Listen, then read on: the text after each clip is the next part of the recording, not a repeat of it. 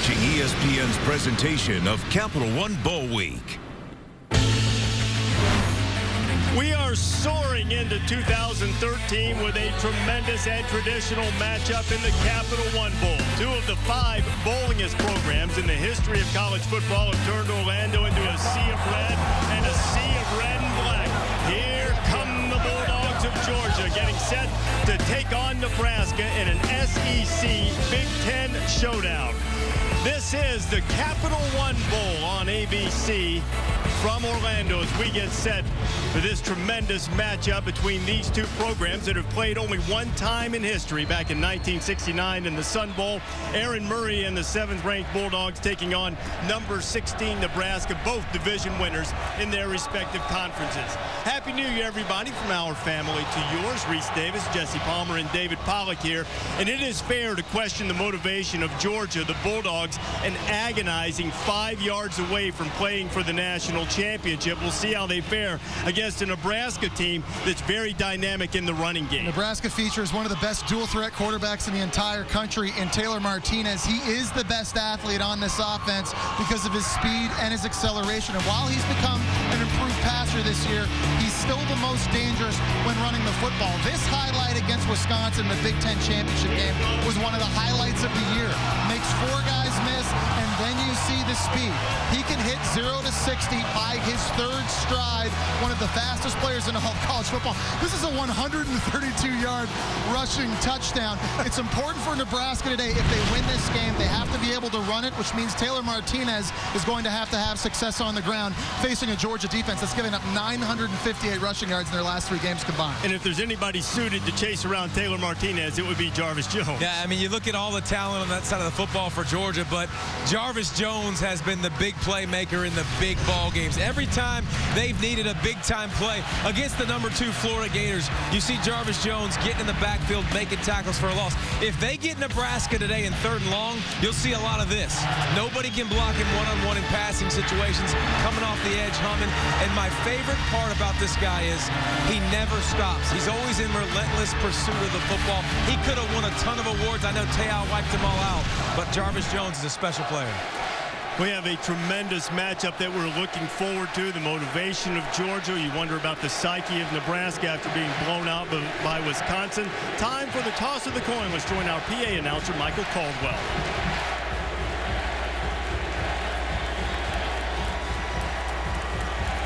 Coming onto the field for the coin toss, representing Capital One, is Executive Vice President Mike Wassmer.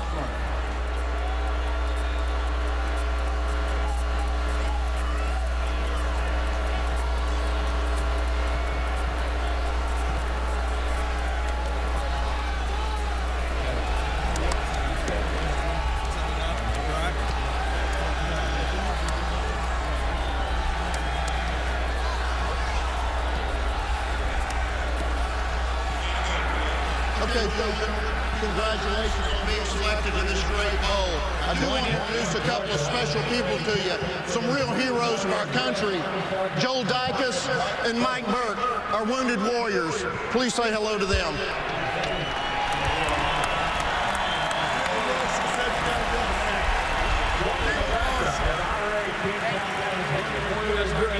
Retired Joe Dicus. Okay, gentlemen, this is Mike Wassmer. He's our honorary coin toss gentleman. Georgia, you're the visitor. This is heads with the helmets. This is tails. This is tails. This is heads. What's your call? Tails. Tails. Tails is his call. If you would, Mike. It's heads, you won the toss. You want to defer. You want the football. Which end do you want to defend? You want to kick this way. Okay, spin this way, gentlemen. Nebraska won the toss. Deferred their option to the second half. Georgia will receive.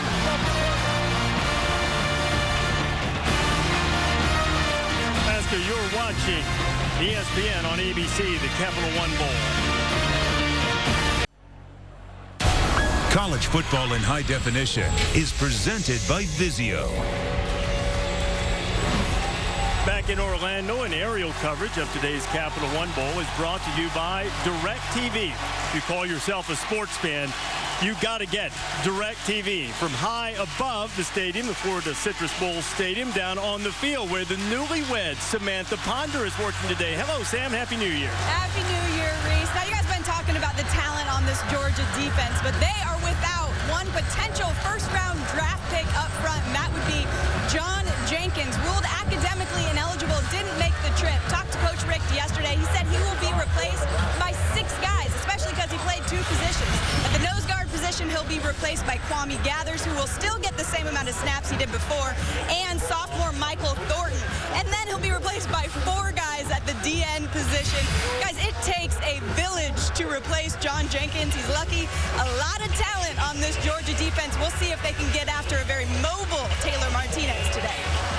Sam Jenkins pretty much makes up a village, 360 pounds of him, and Gathers is about the same size, but Mark Richt telling us yesterday they want to limit Gathers snaps to the typical number so that he'll be ready in the 4th quarter against this rushing attack that is in the top 10 in the country. Brett Maher is getting set to kick off for the Cornhuskers. He's had 54 touchbacks of his 89 kickoff today. A perfect afternoon for football, mid-70s, a light breeze, the sun is out, and Malcolm Mitchell, a dangerous return man, is deep for the Dogs. We are underway in the 2013 Capital One Bowl, and it'll be another touchback for Maher, and the Dogs will take it on the 25-yard line. This offense that is very balanced, very diverse, and the only SEC quarterback ever with 3,000-yard passing seasons. And Aaron Murray's accuracy is going to get tested here today. Nebraska on defense allows opposing quarterbacks to complete only 46% of their passes, by far the lowest percentage completion of any team in the country. A lot of small windows to throw into versus this Cornhuskers D. Couple of tremendous freshman running backs for Georgia, and it's Keith Marshall who's on the field first rather than Todd Gurley. Marshall didn't get a lot of carries in the SEC championship game in a Nebraska defense which was gutted by Wisconsin in the Big Ten championship game. Stops Marshall for no gain. It'll be 2nd and 10. Our Capital One impact players for the Bulldogs. You'll see plenty of number 3, Todd Gurley, the other running back, Tavares King, a wide receiver, and on defense, Jarvis Jones and Alec Ogletree are dynamic guys who will make big impacts on Sunday. Marshall still in the backfield with Murray, who's looking at a 2nd and 10. Murray steps up, throwing deep, and a receiver out there, but he was double covered. He was looking for Rhett McGowan, and the Bulldogs now looking at a 3rd and 10. There's an example of that pass defense from Nebraska. It's called a match zone concept. They always want to try and get double teams across the field, particularly deep downfield. That's why it's so hard to throw and do, even if you're the 2nd most efficient quarterback like Aaron Murray. And I think the number one thing they did there, too, is that pass coverage gets better when you get pressure on a quarterback and make them step up. On 3rd and 10, pressure, screen to Marshall. This is what they wanted to involve him in. It's a 1st down for the Dogs. The freshman is across the 45, up close to the 47. It's a pickup of 21 before Damian Stafford stopped him. Georgia definitely wants to get their fast playmakers in space. Nebraska's struggled with that all year long. Great job running a screen. Now you have a linebacker trying to cover Keith Marshall, who's one of the fastest players on this Georgia team. And now Aaron Murray is split out. Todd Gurley's into the game, and both running backs in the backfield for Mark Richt. Marshall has it again. Gurley's out there leading the way to block. And Marshall could have had a huge game, but he lost his footing as he was trying to turn the corner. Pickup of 1. Maybe Will Compton got a hand on him to trip him. Make no mistake about it. Georgia wants to run the football. They have a decisive advantage up front, a much bigger offensive line that averages about 309 pounds per player, going against a smaller front 7 for Nebraska. They're going to try to impose their will. Murray on the fade, had a man out there. It's going to be pass interference. He was looking for Tavares King. Keontae Evans is over there on the side, and the Bulldogs are going to have a 1st down. And that's why Georgia wants to run it. If they can run it, and then you get man-to-man coverage on the outside with Tavares King and Malcolm Mitchell, you can take shots, and they can run by these corners of Nebraska, and you see they have to hold Tavares King, but they have advantage at speed on the outside. If they run it, that's what they're going to get. Pass interference.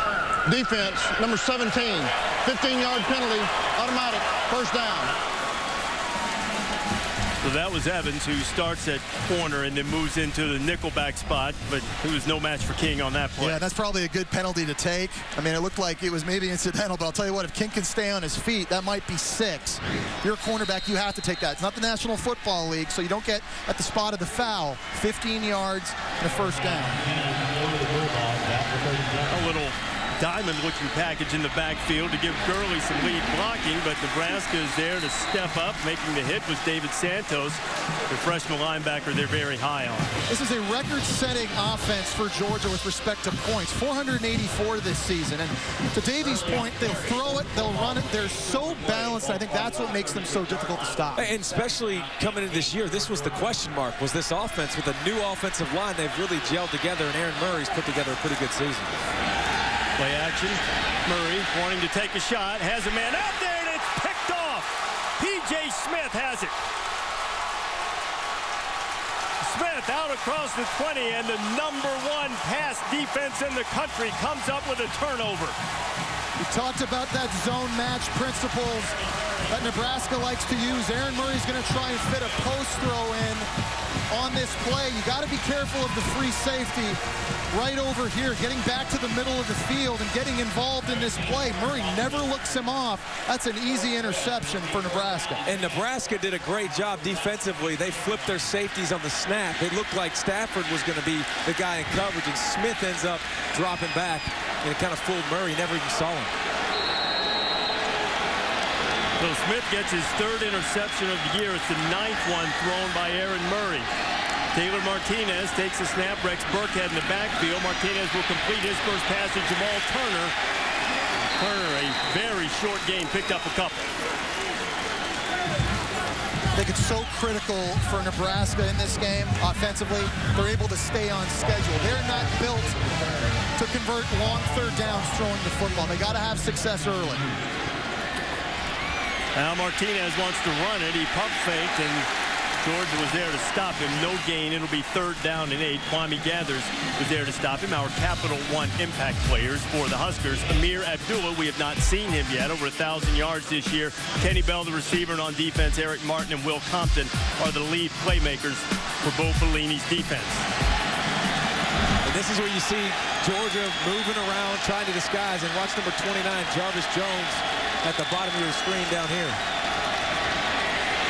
Ogletree is after Martinez, and Martinez fires, and that ball should have been caught. Quincy Anunwa would have had the first down, but couldn't hold on to it, and the Cornhuskers will have to punt. You know, a big theme in this game, to your point, Davey.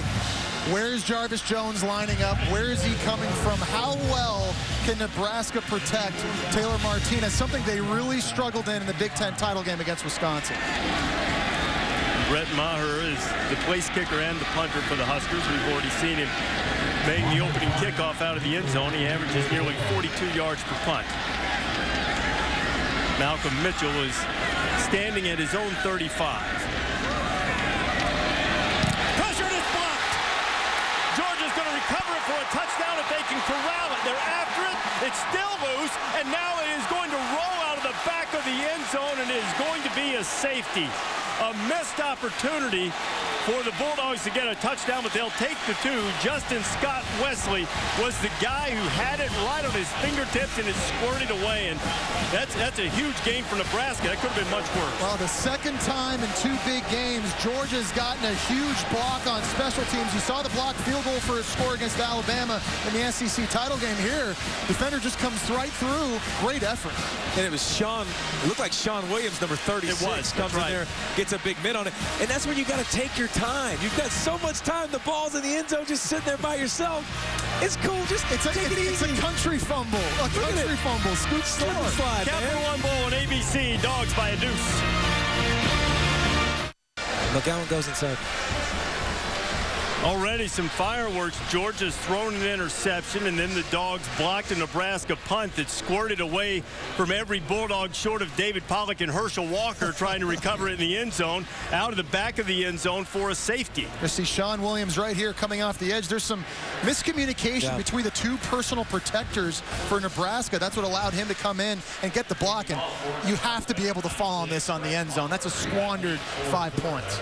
Yeah, I guess you look at it optimistically. You say, all right, we got two and we get the ball, and you got to take advantage of it. But yeah, you got to take your time, fall on the football instead of playing whatever that game was they were playing right there. You know, and Brett Maher too looked as if he took an extra step in his punt, but credit him for getting back in the scrum and hustling and sort of knocking the thing free and making Georgia chase it some more, and it wound up being a safety instead of a touchdown.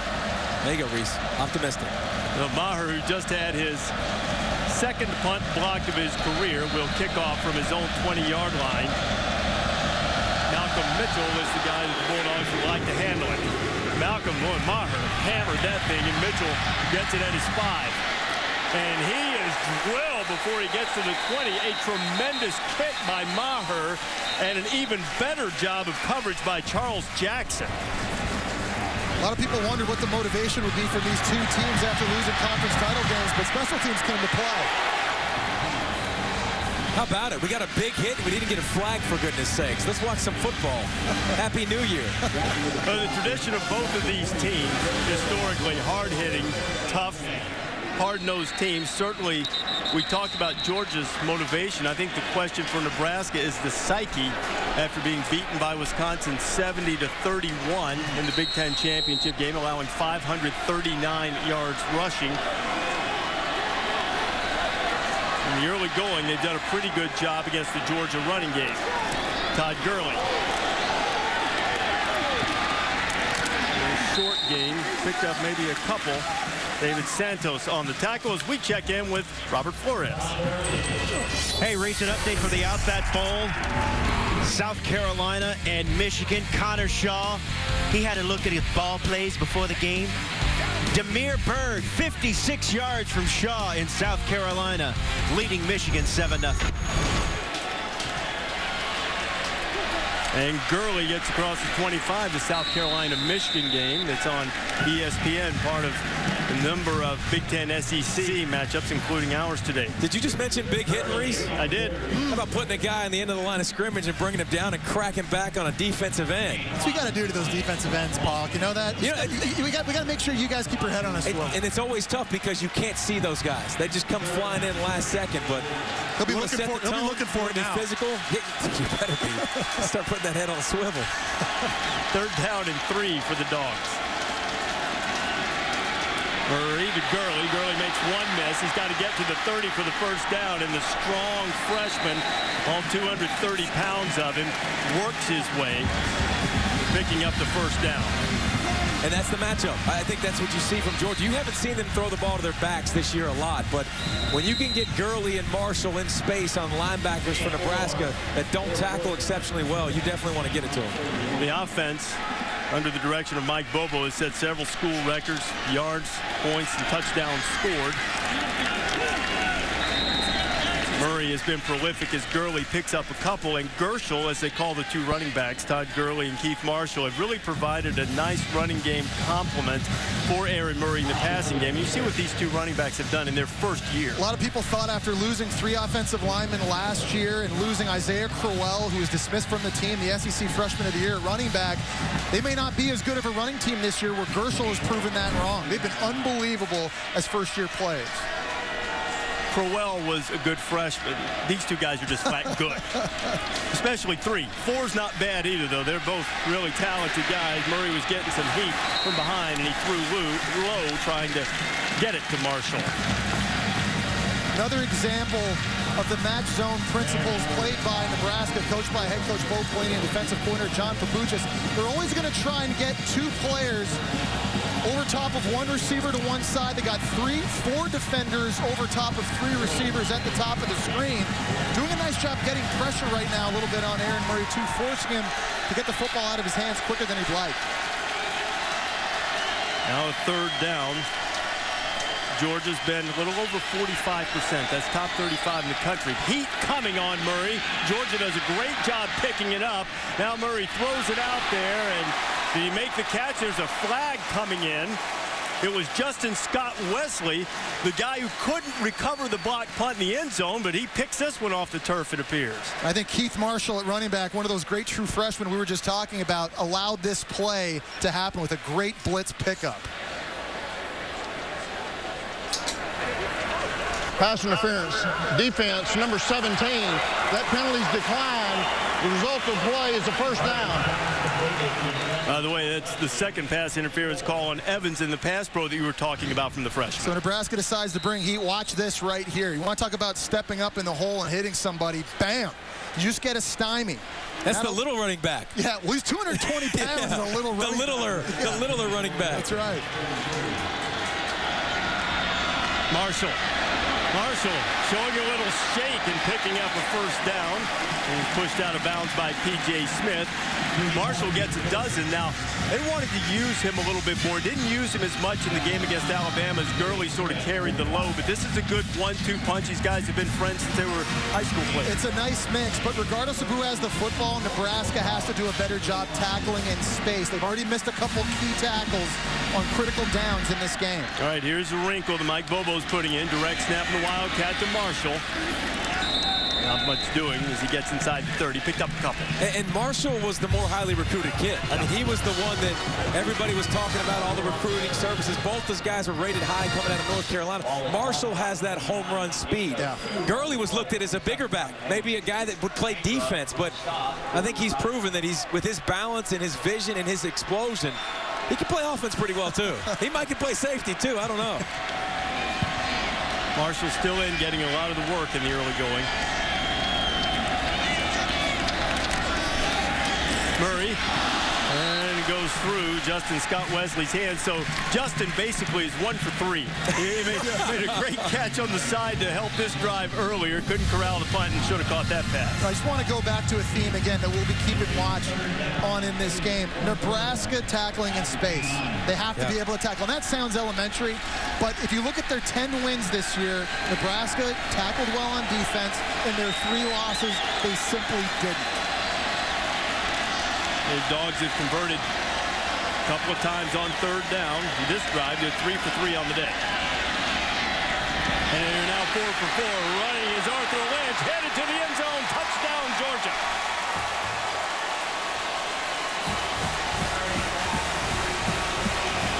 "29 yards to the tight end, his 3rd touchdown catch of the year." Offensive coordinator Mike Bobo from Georgia just dialing up some crossing routes inside. You're going to see Arthur Lynch right here at tight end coming across the field. They got more action coming this way, and the defense just loses the tight end over the middle of the field. Well, Nebraska's definitely showing that they're playing man-to-man. You saw the wide receivers cross and actually get a good pick, but listen, for Georgia, you saw Michael Bennett tear his ACL. You saw Marlon Brown tear his ACL. Somebody needed to step up. Mr. Lynch has done so down the stretch of the season. 10 plays, 80 yards. Aaron Murray to Arthur Lynch. Dogs up 9-0. You're watching the Capital One Bowl on ABC. We are seeing some spectacular views of the game today, courtesy of the DirecTV Ultimate Picture Cam. Pretty good picture for Big Arthur Lynch. Lynch, who rumbles into the end zone for the first touchdown of the day, put Georgia up 9-0. The Ultimate Picture Cam. An ultimate moment here. The opening day of 2013. Hope you had a great New Year's Eve and a great New Year's morning. Reese Davis, Jesse Palmer, David Pollack, Samantha Ponder with you on a perfect day from Orlando. Marshall Morgan puts his foot into it and drives Nebraska into the end zone. Huskers will start on the 25 as we go down to Sam. Yeah, Reese, I happened to be standing behind Jarvis Jones when he started telling his athletic trainer that he was having a problem with the back of his upper right leg. They started stretching it out. He got on the bike, and then he looked over at me and he said, "Hey, Sam, tell ESPN that I didn't know we were playing on turf. I thought it would be grass." So, Reese, since you essentially are ESPN, I'm telling you, the guy thought he was playing on grass. Duly noted. I saw Jarvis yesterday. I should have mentioned to him to make sure he had the turf shoes. The right cleats. Maybe so. So he might get 3 sacks now instead of 6. Weren't you here for a week? And you did warm-ups too, man. Come on. Rex Burkhead playing his final game as a Husker, the academic All-American, is going to pick up 3. Jarvis Jones has been a tremendous pass rusher for the Dogs, and today, if he can get 2 sacks and a couple of tackles for loss, he will take old 47, David Pollack, off the top page in the Georgia record book. I'll tell you what, if Georgia keeps stopping him on 1st and 2nd down, he's going to have his chance. Don't you think, Davey? He keeps scoring, too. Burkhead Bounce to the outside. Rex has some room. He gets across the 40. Bakari Rambo hopped aboard and took a little ride. They pick up a 21 for Rex. Rex Burkhead is a great story this year. Was a first-team all-conference selection last year. Hurt his left knee in the first game of the season. Was forced to miss 6 games.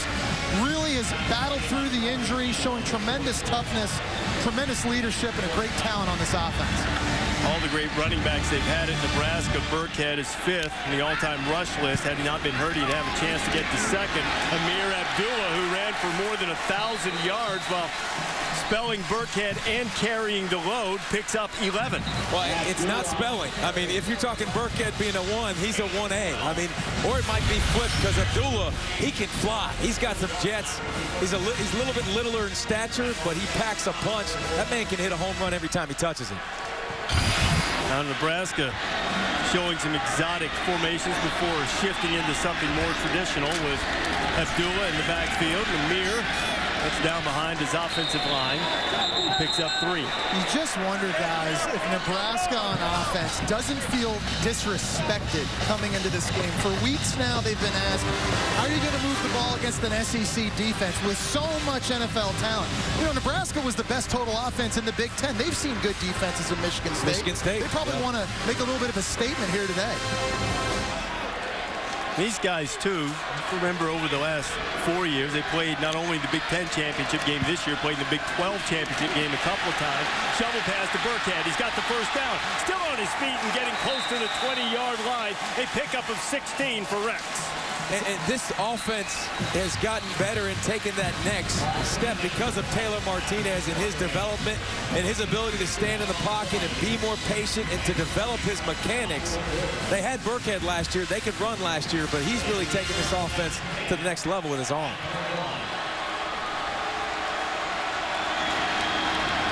Braylon Hurd is into the game. Burkhead still lined up tail. Abdullah also in there, so a lot of guys that can carry the mail. Taylor Martinez keeps it. He can certainly do it as he gets down to the 14-yard line. Pickup of 7 for Team Magic. And when you have a quarterback that can run these option plays, it just puts you in a bind. You look at the defensive end of the right of your screen, he's like, do I go outside? Do I go inside? You see, he takes the back coming across the formation, and the quarterback has a lane to run up right at the middle. It's an offense that makes you go, wait, I have to be patient, instead of attack like you like to as a defensive lineman. Georgia showing pressure from Swan. Burkhead was bluffing. Play clock's getting close to see if Taylor's going to be able to get it off. He does. Martinez. Jones was after him. Fired to the end zone. Touchdown, Nebraska. It's Jamal Turner.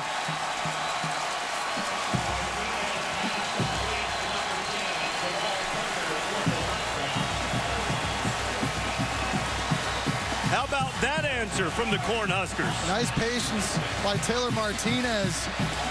Off of the play action. Looking over the middle of the field, obviously Mark Richt on the sideline, very, very upset about something. Bakari Rambo beaten, so Nebraska answers the 80-yard touchdown drive by the Dogs with a 75-yarder of their own, and Rhett Maher trying to make it 9-7, and he does. These two teams have met only once. 1969 Sun Bowl. It was a Husker blowout. We might have a barn burner in Orlando. Taylor Martinez to Turner. You're watching the Capital One Bowl on ABC.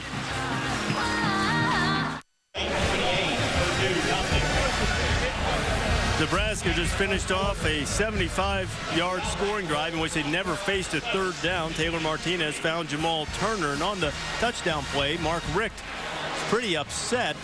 The only thing we can find is maybe thought they didn't get the snap off. Should have been a delay of game. They're trying to hit Turner here on the post. Watch Damian Swan, though, in the slot. He kind of gets confused. He's looking behind himself to try to get the defense set, but he never redirects or reroutes the wide receiver, never gets his hands on him. He gets spun around. That's just too easy. That's pitch and catch for Nebraska. You got to wonder if Mark Richt was angry because he felt maybe they didn't get the play off on time. That's the only thing we've seen. Yeah. We watched back in the break to try to see if there was something else maybe that Mark upset with the officials. At any rate, Richard Samuel was back to return the kick kickoff for the Bulldogs. He's going to watch it go through the end zone. It'll be Georgia's ball on the 25. So let's have another look at that touchdown play and see if perhaps with the clocks, whether they got the snap off in time. Well, that's not going to show us. We still have 25 on the play clock there, but we were watching it live. It got close to 0, and Martinez was in a hurry and slapping his hands vigorously to call for the snap, and the officials judged they got it off. And as a result, now the Bulldogs, after jumping on top 9-0, have had the Huskers answer.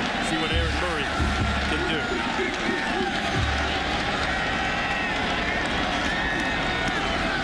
Marshall. Give him 3. What you're seeing from Nebraska up front, because they're a little bit undersized, they're slanting and moving around, not trying to be stationary targets for these Georgia offensive line to tee off on. Nebraska is thin up front. Georgia's going a little tempo on him. They're trying to set a screen, and it's picked off! Picked off by Will Compton. He'll take it to the house. Touchdown, Nebraska.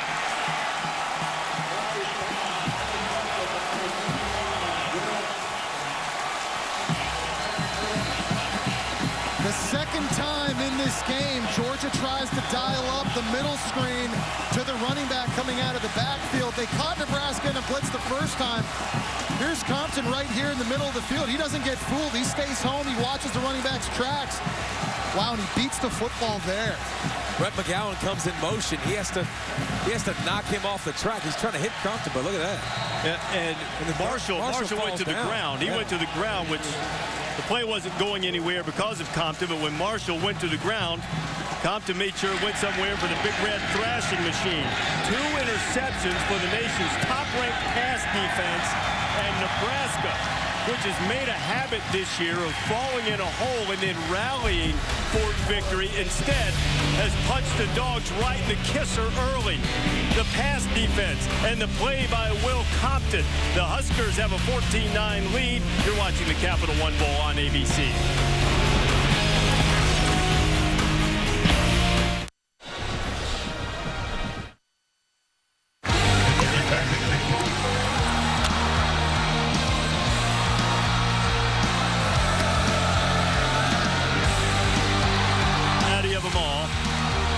Coverage starting at 4:30 Eastern Time on ESPN. Wisconsin and Stanford. Barry Alvarez making a return to the sideline. A one-game engagement only. Brett Bielema guided the Badgers to the Big Ten championship and then left for Arkansas. Gary Anderson's going to take over on a full-time basis, but Barry, a little experience in those Rose Bowls, going to try to win another one. If you like physical football, then this is the game you have to watch this bowl season. 2 teams that love running it down the other defense's throat. And if you're a player, there's no running and hiding. If you don't want to be physical, if you're looking at something else besides the guy in front of you in that game, you're in trouble. In the next few days, both Stanford and Oregon going to have to sort of carry the banner of the Pac-12. I know Arizona and Arizona State won their bowl games. Arizona by miraculous fashion. Yep. Last few days haven't been good to the Pac-12 in bowl games with SC, UCLA, Oregon State all falling as Brett Maher gets set to kick it off. This potentially could be a very good day for the Big Ten against the SEC. Nebraska has the lead here. Northwestern had a lead at halftime against Mississippi State. South Carolina and Michigan playing as well. Georgia's not getting much of a chance to return kickoffs. As Richard Samuel watches it fly over his head, Dogs will start on the 25. So in the first quarter already, Nebraska has taken advantage of a couple of Georgia turnovers. Aaron Murray's thrown 2 interceptions. The second one to Will Compton a few moments ago was horrific. Yeah, and I think Aaron Murray takes a lot of pride in how well he knows this offense and the preparation leading up to games. He's going to have to get that fixed right now, dial back in and avoid and eliminate those mental mistakes. Yeah, and Georgia blocks a punt, gets the momentum early, and then goes down the field, scores a touchdown, and Nebraska answers with 14 straight points, just like they've done all year. This has been a team that's gotten down, and every single time they fight back. Murray will take a home run shot. Tavares King's out there, and King has it. Touchdown, Georgia, 75 yards.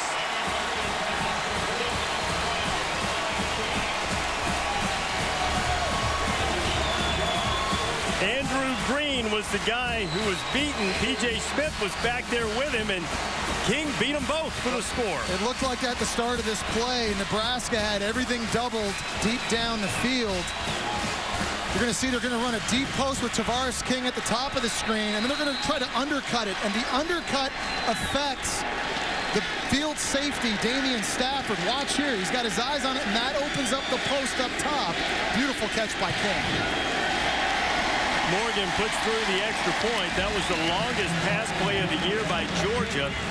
And Nebraska leads the nation, allowing the fewest number of pass plays of longer than 40 yards. But, boy, they just gave up a big one there of 75 as the Dogs go back on top. Watch Tavares King use his speed to get away, but watch his patience not showing his hands until the ball gets all the way to him. As a defensive guy, as soon as you see the receiver go to reach for the football, then you try to rake it through the arms. He does a great job of waiting for it. Now listen, Nebraska misses and whiffs, but Tavares King, good job using his body, shielding the defender, and waiting for the ball to get right to him. Randy Moss was the best I ever played against and saw do that. He was unbelievable at doing that. When you have a term, you've been mossed. Yeah. When you grow up hearing that term, you're pretty good. And how about Aaron Murray, guys, bouncing back right away on the first play after throwing a pick six. Tremendous job by Georgia's junior quarterback. Hey, fellas, this is only the first quarter. Got some points. We're going back and forth here. 16-14. Amir Abdullah and Kenny Bell deep to receive the kickoff for the Cornhuskers. Abdullah in his end zone. Bell wanted him to stay in. Amir didn't want to, and he's going to wish he had. He got hit, bent double back. Didn't make it out to the 15-yard line. Blake Sailors was the first guy to get him. Let's take a minute and check in with Robert Flores. All right, Reese, another Big Ten SEC matchup in the Outback Bowl. South Carolina and Michigan on ESPN. Ace Sanders, 63 yards. Beats the punter, who I think is wearing a single-bar face mask. I thought they had outlawed that, but I don't know. South Carolina leading 14-3 into the first quarter. Robert, I'm all for punters and kickers wearing single-bar face masks. It always reminds me of Kevin Butler from the Bears. And Georgia. Yeah, and Georgia as well. It's been outlawed in the NFL, the single-bar face mask. I don't think you see much of it. Martinez going to throw. He's got a man wide open down the middle. It's Ben Cotton, the tight end. Cotton into Georgia territory, and look at Ben smartly wrap up the football as he's tackled at about the 31-yard line, a 56-yard gain. Here's a reason and an example why this Nebraska offense is so unique. You're going to see a lineman pull all the way out here. They fake this, and there's a big area right over the middle of the field. As a defense, you're watching linemen pull. You don't know where the football's going. So many different places the ball can be at the same time. Well, that's what allows Ben Cotton so and the safety, Sean Williams, comes up because he's playing the run because of the pulling guy, and then you see the space right behind him for the big play. Burkhead flanked out. Martinez gets hit by Jarvis Jones, but doesn't go down, and Taylor scampers around and maybe picked up half a yard. Now, we talked about reading and reacting and having to play patient. Jarvis Jones said, forget that crap. I'm just going to go in there and blow up the mesh point. I don't care who I got. I'm going to get both of them. He takes care of 3 guys on that play. Makes it really easy for everybody else. I think it's what makes this offense so unique, guys. It's all the pulling linemen, it's the play fakes, all the different ways they run zone reads, and they can throw it. Let's remember, Georgia has never seen an offense like this year. Something both Tim Beck, the offensive coordinator, and Bo Pelini said, Georgia hasn't seen anything like us. Martinez being chased, and he'll go to the ground. That is Jarvis Jones getting the tackle for loss. Tremendous give it a sack on the scramble. Tremendous job by Georgia on coverage. You're going to look downfield here. Nothing open for Taylor Martinez, which forces him to run this football. All receivers downfield covered. And right now, if I'm Taylor Martinez on the scramble, with your wheels, go and try to get as much as you can. The reason you pull up right here, I don't know why. Well, why don't you throw it out of bounds and not lose 3 yards? That's the only thing. Or just keep running out of bounds. Yeah. But you still lose a couple yards. If you throw it, you don't lose any yards. So he gets the tackle for loss to tie the record, sort of like the Favre Strahan sack. On 3rd and 13, Martinez being chased again. throws it. And along the sideline is Cotton, who did a great job keeping his feet in bounds. Cotton, who had the 56-yard reception earlier. He picks up 13 on 3rd and 13, and they're moving the chains for the first down. His foot was out of bounds. It looked like. Oh, I see. Yeah, right Good before call, he caught it. His right foot. But does he get his feet back in and reestablish his position? But it looked like his right foot was out of bounds when he was approaching the ball. Nebraska snaps it. Ogletree just swarms over Burkhead. He lost one. We've talked a lot about Jarvis Jones and his NFL potential. What about Alec Ogletree? A converted safety, now playing what they call the money linebacker. He's going to make some money soon. He's about to make a lot of money. 6'3", 230 pounds. He can cover. He's got great speed, can play downhill. He's another guy you have to account for. And one of those guys that the reason the defense sputtered for Georgia early, he was suspended for the first 4 games. Once he got back. Burkhead, man again. Sanders Cummings hitting. And flags are coming in late, maybe a little extracurricular.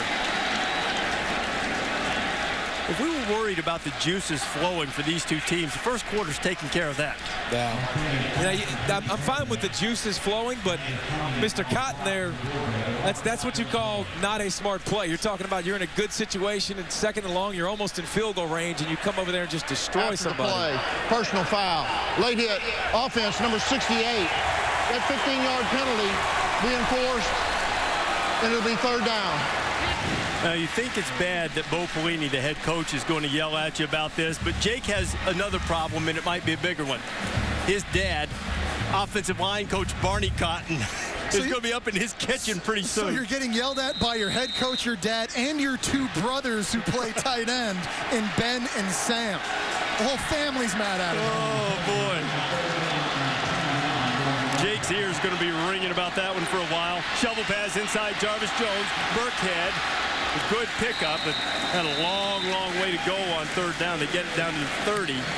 But a tremendous play call, because now you give your kicker an opportunity to make this. And Maher's long of the year is 54. He was the best kicker in the Big Ten Conference this year. But I also think it's tremendous of where you ran that play. Yeah. You ran a shovel pass at Jarvis Jones. That way you don't have to block him. You let him use his athletic ability to get upfield, run a shovel pass behind him, and pick up a bunch of free yards. That's what Chip Kelly or Lou Holtz or anybody that ran the option. If you can't block them, read them. Yeah, absolutely. A 47-yard field goal attempt from Maher. Low snap, a little trouble getting it down. And as a result, Brett doesn't quite get it there. It's no good. The second big special teams blunder in this game from Nebraska. They had the punt blocked early. Fortunately, only cost them a safety. On this play here, looks as though the snap is a good snap. Yeah, it's but just not fielded well by Jace Dane. It was a little bit inside, and you can tell it took him a second to get it down. The kicker had to slow down. But the reason this field goal is so long is because of the personal foul. If Cotton doesn't wipe out a guy late, then it's 15 yards closer. The kick becomes easier. You don't have to put that much leg into it. The timing is not as important. So you shot yourself in the foot when you had an opportunity. The Dogs are going to take over on the 30, 16-14 late in the first quarter, and Todd Gurley is drilled in the backfield. That's Eric Martin, senior from Reno Valley, California. Eric Martin is undersized as a defensive end. You're going to see him right here on the very end of the outside. Only 250 pounds, but tremendous speed and quickness, able to get into the backfield. If the Dogs get another snap before the end of the quarter, they do. Murray, second straight negative play. This time it's Cameron Meredith, the senior from Huntington Beach, California. A loss of 6, and the Dogs have thrown it in reverse here at the end of the first quarter. An eventful first quarter. Long touchdown passes, blocked punts, explosive runs. Georgia leading 16-14. The Capital One Bowl will continue after these messages and a word from our ABC stations. Hi, I'm Taylor Martinez. Just want to say Happy New Year's to everyone in California and the people back in Lincoln, and go Huskers. Hey everyone, it's Aaron Murray. Just want to wish everyone back home in Tampa and in Athens a Happy New Year. Here we go! And as we start the second quarter in Orlando, we echo the sentiments of the two quarterbacks. Georgia with a 16-14 lead on Nebraska. You might have enjoyed some fireworks perhaps last night on New Year's Eve. But we've continued it into the first quarter of the Capital One Bowl. We are on pace for a 1,300-yard day. That's right in your wheelhouse, Palmer. That's what I'm talking about now.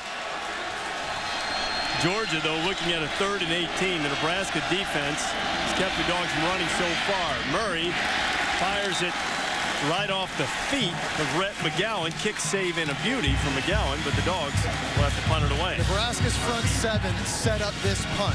You had Eric Martin make a tackle in the backfield on the first play. Cameron Meredith gets the sack on the second. Continuing all of that movement, showing tremendous flash up front, giving Georgia issues on their offensive line. Georgia's freshman punter Colin Barber from Cartersville set to kick it away to Jamal Turner. Turner, who caught a touchdown pass from Taylor Martinez in the first quarter. No rush from the Huskers. Turner from his 31. Looking for running room, and he gets it right up to midfield. A very good return. There is a flag that is sitting at the 43-yard line. 46-yard punt, an 18-yard return, and we'll check on the flag.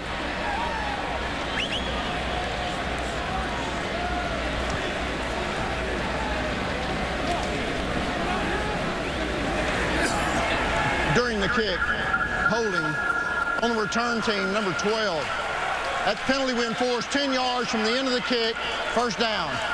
Mike DeFee from Big 12, our referee today. The holding call will hurt the Huskers' field position just a little bit. It was an eventful first quarter. Georgia blocked a punt early, should have been recovered for a touchdown, scored it away from about 15 Dogs in the end zone, went for a safety. Aaron Murray then hit Arthur Lynch for a touchdown pass. Nebraska answered with a couple of scores, and right after the pick six that Murray threw, the very next pass he threw was a 75-yarder to Tavares King, and that's where we stand right now. Nebraska's playing hard. I understand they've given up 16 points so far in this game, but I think you look on both sides of the ball, tremendous effort right now from Bo Pelini, and that was a big question coming in. What would the motivation be after the way they lost the Big Ten title game? Amir Abdullah didn't pick up much. It'll be second down and 10. Nebraska starting deep in his own territory. So with those hidden yards right there, they lose 29 yards on the exchange because of the punt. Nebraska going in a little tempo. Draw to Abdullah. The guy they call Mighty Mouse. He's a small guy, but very strong. Spins his way for 6 yards. It'll be third down. And on the same end, too, is the motivation on the other side for this Georgia defense. The last time everybody saw him, 350 yards rushing to Alabama. I mean, a lot to come in here and prove to prove that you can stop a high-powered rushing attack in college football. They've been talked about for a lot of weeks about how bad they were in that championship game. And because of the way that game ended, that was overshadowed a little bit the fact that this defense with all of the NFL talent on it's last in the SEC in rush defense and got gashed by the Tide running game as Martinez fits in a nice throw on the slant to Turner and picks up 6 and moves the chains. It'll be first and 10 for Nebraska. We've talked a lot about motivation. It's a fact of life in the bowl season. If you're on the other side of it, people don't like to hear it. But you wondered about Georgia's motivation. I wondered more about Nebraska's psyche, and they appear to be the picture of health mentally. You lose 70-31. You gave up 539 rushing yards. That was embarrassing.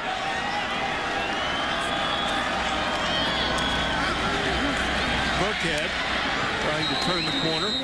Embarrassing's one word. This morning in the hotel, I had a Nebraska fan tell me he went to the end of the hyperbole chain, the most embarrassing loss in the history of the program. Yeah, and time heals. We wondered what their enthusiasm would be like, and the coaches told us first couple of days back in practice it was a little bit somber, but they kind of regained that enthusiasm, and it looks like they have it right now playing in this game. Well, especially because they also told us they laid out a plan for going to the Rose Bowl and how they were going to accomplish it. And then that plan goes and gets wiped out, and now you have to find a way to refocus, and especially then you get down 9-0, and your psyche's still involved, and you've done a good job rebounding.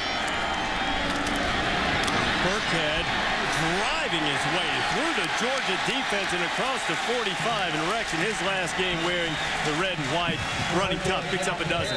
Rex Burkhead is so much better this year at being a decisive runner. Only had 29 runs last year of 10 yards or more. When he sees a hole now, he hits it and he shows you that physicality.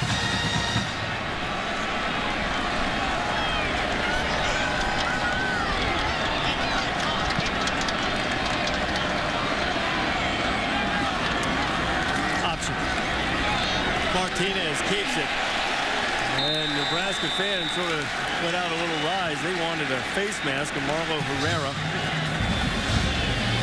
First of all, watch Damian Swain come off the edge at corner, but look at the face mask, see if Herrera gets it. First of all, it's a face mask by Taylor Martinez.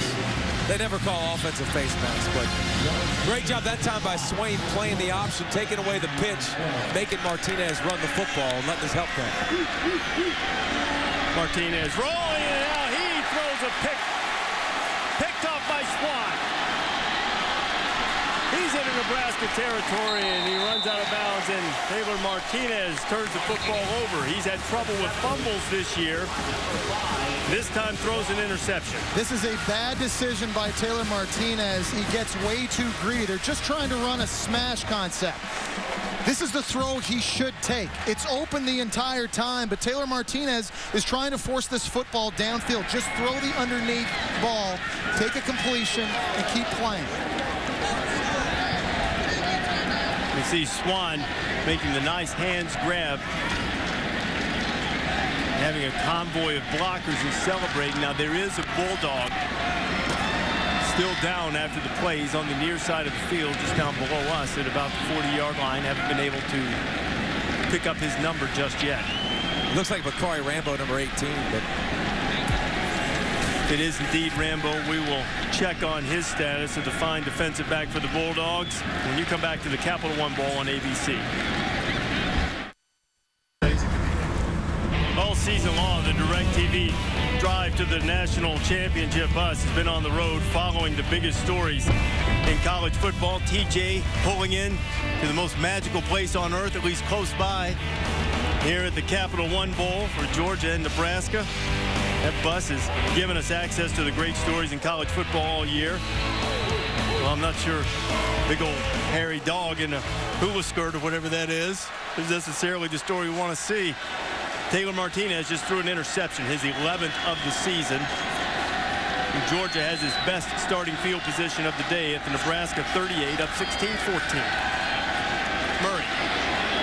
Deep for Rantavius Wooten and just out of his grasp. And I think everybody always gets sick and tired of talking about sudden change and taking a shot because you wonder why it has an effect. But when you're a defense, you're on the sideline, your offense is going to work. You're just chilling. You're drinking Gatorade. And then all of a sudden you have to go back on the field. And sometimes, you know, your helmet's not buckled in and you're not ready to rock and roll. And you see people take shots on you. They could be demoralizing, too. I mean, that's why offensive play callers like to call that. Todd Gurley gets inside the 35. That dive by Wooten. Part of the Ultimate Picture Cam, brought to you by DirecTV. Are you guys surprised? I know it's early. You've played a little over a quarter. Georgia really hasn't had a lot of success running the football yet. That's the key. We talked about Nebraska having to stop the run. You go back, you take a look. In their 10 wins, they give up only 128 rushing yards a game. 3 losses, 418. So far today, they've done very well tackling these Georgia running backs. 3rd and 6. Murray on the quarterback draw. Aaron's going to have the first down. First down, get down. How about that play call by Mike Bobo? We know Taylor Martinez can run. We didn't really think Aaron Murray was as good a runner either. But a tremendous play call on a giant 3rd down. Anticipating a big zone defense, it's the best time to call the quarterback draw. This time they'll move Murray out to the top of your screen at flanker and snap it to Todd Gurley. Big Gurley out of the Wildcat. Now there's some success running. Touchdown, Dogs. 24 yards missing by just a hair. Gurley and Marshall had 8 touchdown runs of 25 yards or longer this year, so another explosive play in the running game. You're going to see a lot of misdirection coming this way, forcing flow from the defense, creating a big seam this way for Todd Gurley. You know, you knew they were going to do this coming into the game. Wisconsin had a lot of success in the Big Ten title game using their Wildcat packages. Mike Bobo, Georgia showing you theirs. The extra point puts it through, the interception leading to a Georgia touchdown. And while it seems that the Nebraska defense has played much better because they've created some negative plays, they're on pace. Dogs still have 23 points on the board. We've got 10 and change left to go in the first half. You're watching the Capital One Bowl on ABC. Well, both teams have had a really good time in Orlando this week. Nebraska here for the second year in a row. They played South Carolina in the Capital One Bowl last year. You see Todd Gurley, the freshman who just scored a touchdown. This is such a good bowl experience for the teams. Nebraska eager to come back for a second straight year, not only because of the bowl experience, but the opportunity to play the highest ranked team they could, beating the Bulldogs. And right now, Georgia has a 23-14 lead. Amir Abdullah, Jamal Turner back. That's Abdullah. Got great speed. Runs over, man, and gets across the 30. A good return from Amir, 31-yarders. We check in with Robert Flores.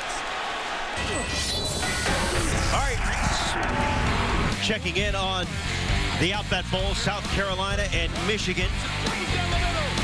Dylan Thomas to Nick Jones, 70 yards, and that set up a touchdown pass from Thomas to Sanders. And right now, South Carolina leading Michigan 21-10 in the Outback Bowl.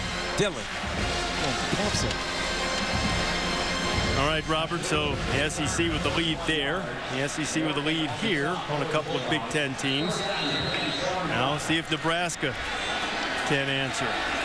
Last time the Huskers had it, Martinez threw an interception. Back to the ground to Rex Burkhead. Burkhead is tackled in the backfield by Jarvis Jones, but there is a flag.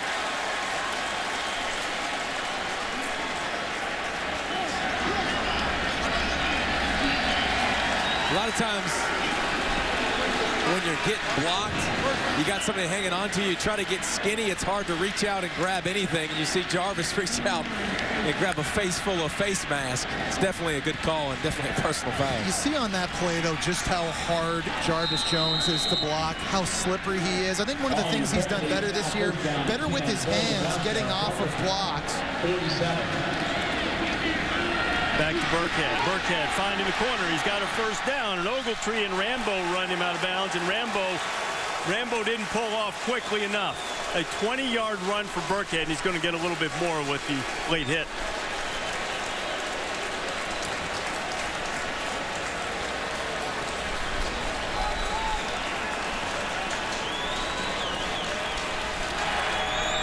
After the play, personal foul, late hit out of bounds. Defense number 18. That 15-yard penalty be added to the end of the run. First down. David, with all of this talent on the Georgia defense, why do they have such a hard time controlling a running game? I don't know. I mean, I think when you look at it, they have talent, they have guys that can run, but a lot of times you see guys that are in the wrong spot at the wrong time. Or, you know, there's an unblocked defender that you want to push the ball to, and they don't do it. So they just got to make sure that they stay in their gaps and don't try to make too many plays. Martinez firing for the end zone. Cotton was out there, and he couldn't turn around and grab it. It will be 2nd and 10. I think one issue, too, guys, that Georgia has against the run, they don't have a lot of depth up front on the defensive line. And we saw that in the Alabama game. They had to play their starters for most of the game, got worn out. In this game tonight, no John Jenkins at nose guard. Avery Jones, a guy they were hopeful could come back and get some snaps at defensive end, not expected to go. So, you know, the depth is an issue, too. And one thing we got to watch in this game, do they get worn out? Do they get fatigued like they have late in the season?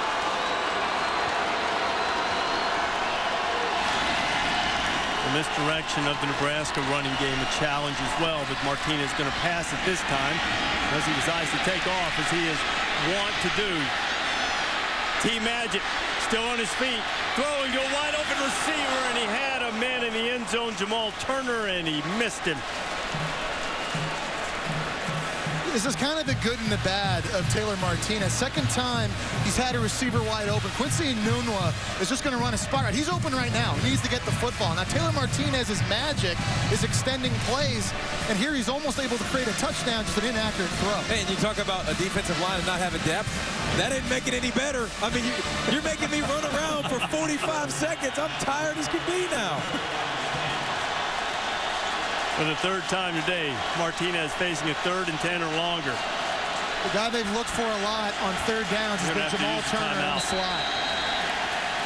Martinez was looking to the sideline to get a little help from the coaching staff about what play to check to. Instead, the Huskers have to use their first timeout of the first half. Nebraska threatening. You're watching the Capital One Bowl on ABC.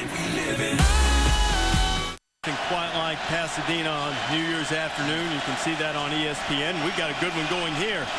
Nebraska trying to draw closer as Taylor Martinez looks at a 3rd and 10. Pressure coming. Martinez, who leads the nation in fumbles, and you could see that Georgia's defense was well aware of that, and so too was Martinez, who wrapped up the football.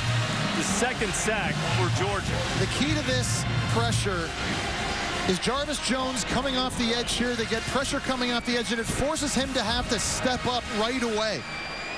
They get a good push up the middle of the field, and that creates the sack. And you know who got him, too, is Jordan Jenkins, the guy who next year and following year we'll be talking about him like we were Jarvis Jones. No doubt. A true freshman who is a tremendous pass rusher. And now the officials coming in to call the timeout. I think Georgia takes its first time out of the half. 30 seconds in length. Well, you wonder if they only had 10 guys on the field to try to stop the field goal, and perhaps Nebraska could have been alert to a fake, but as it was, Rick gets the timeout called, and the Dogs will get their field goal block unit straightened out.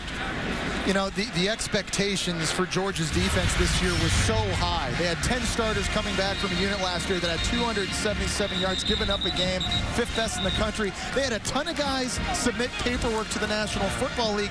9 decided to come back. You just look at all of these draft-eligible players, Davey. I mean, there's not another defense in the country that can say they have players like that. Well, you think about Jenkins, John Jenkins, who came back, Jarvis Jones, who came back, Bakari Rambo, who came back, all made decisions that they wanted to try to come back and win a championship. We had 4 guys, contributors on the defense, suspended in the early part of the season, hurt the continuity a little bit. Brett Maher knocks through the 39-yard field goal to pull the Cornhuskers within 6 with 8:48 remaining here in the first half. Martinez leads a scoring drive. Answer the Georgia score, which followed the Martinez interception. All of the BCS games on ESPN. The All-State Sugar Bowl on Wednesday night. Louisville and Teddy Bridgewater, presumably healthier than when we saw him playing his final game of the regular season against Rutgers, taking on Florida. The Gators finishing 3rd in the BCS, getting an automatic spot in the BCS games. And Bridgewater, a tremendous quarterback from the state of Florida, against the Gators' current quarterback, Jeff Driscoll. But we saw Bridgewater against Rutgers. He might have been 80%. No, he wasn't. Okay, well, 60 probably at the best. He was still better than 90% of quarterbacks in the country, but he hasn't seen a defense like what he's about to find in New Orleans. And just his toughness. I mean, his ability to hang in the pocket, get drilled, make plays down the field. You saw him with a broken wrist, a sprained ankle, and he's the reason they're going to the BCS Bowl.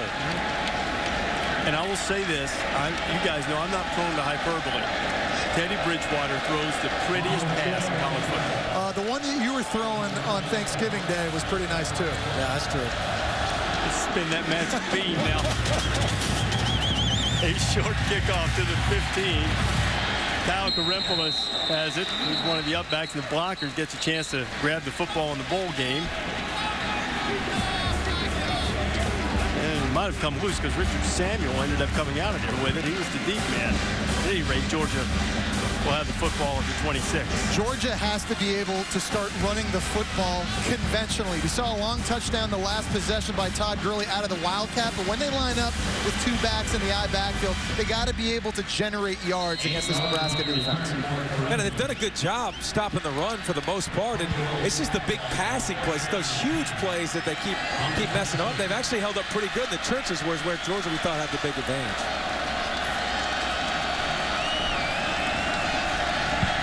Murray's play. He's checking, getting them into the right run with Marshall. Keith Marshall cuts it back. He has explosive speed. And a tremendous open field and touchdown saving tackle from Damian Stafford after Marshall gets 19. I think the biggest difference in Aaron Murray this year is his confidence, total control of this offense at the line of scrimmage. You're going to see here, see something in the defense. He's got a numbers advantage to the left side of the field. Audible, give it to Keith Marshall, and they get gashed. Nobody touches him. It's an explosive play for this offense. How about Stafford in the open field making that tackle against probably the fastest player on Georgia's team? It's a heck of a tackle. Now a little play action. Murray steps up, and he missed King. 2nd and 10. I mean, it's impossible. The hardest thing in college football is making an open field tackle, and you got Marshall coming at you full speed with no one to the right or to the left to be able to come up and make that play. That's easily a touchdown saving play. If there is one player that should be motivated on this Wisconsin team to play, or this Nebraska team to play well today, it's Damian Stafford, because he missed that tackle so many times in the Big Ten title game, took awful angles. He's a first-team All-Big Ten performer. He's playing much better today. And a little blitz, and Marshall picked up maybe one. It'll be 3rd and long. Will Compton on the stop. Well, this is exactly what Nebraska wanted to do. They wanted to win on 1st down and force Aaron Murray and this Georgia offense into 3rd and long.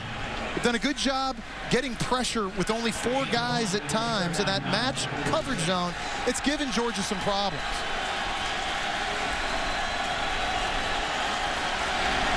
Georgia's seen a lot of 3rd and longs.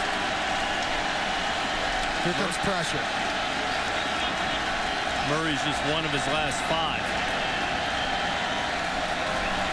Keep coming. He completes the pass, but Nebraska stops McGowan short of the 1st down. And we've mentioned a couple of times that the Huskers lead the nation in pass defense. The other thing that they do extraordinarily well, they limit yards after the catch. They sure do. If you do make a catch, they get you on the ground. Opponents only averaging 61 yards after a catch per game. You can set that up. If it's 3rd and long, just keep the football in front of you. You're going to blitz. We'll give you the completion. We're just going to make a tackle and force you to punt. Now, in the SEC championship game, one of the upbacks, number 88, Arthur Lynch, who has a touchdown today, completed a pass, a fake punt. Only got a yard to go, but this time, Dogs will play it straight and kick it away. Short punt that goes out of bounds. Let's see where the official's going to mark it. Continues to run up the sideline, and he stops at the 24. That is not what the Dogs were after, a 22-yard punt. Our Aflac trivia question, Taylor Martinez is the 4th player in FBS history with 6,000 passing yards and 2,500 rushing yards before his senior season. Only a dozen have done it in college football all time. Who are the other 3? That's before his senior season.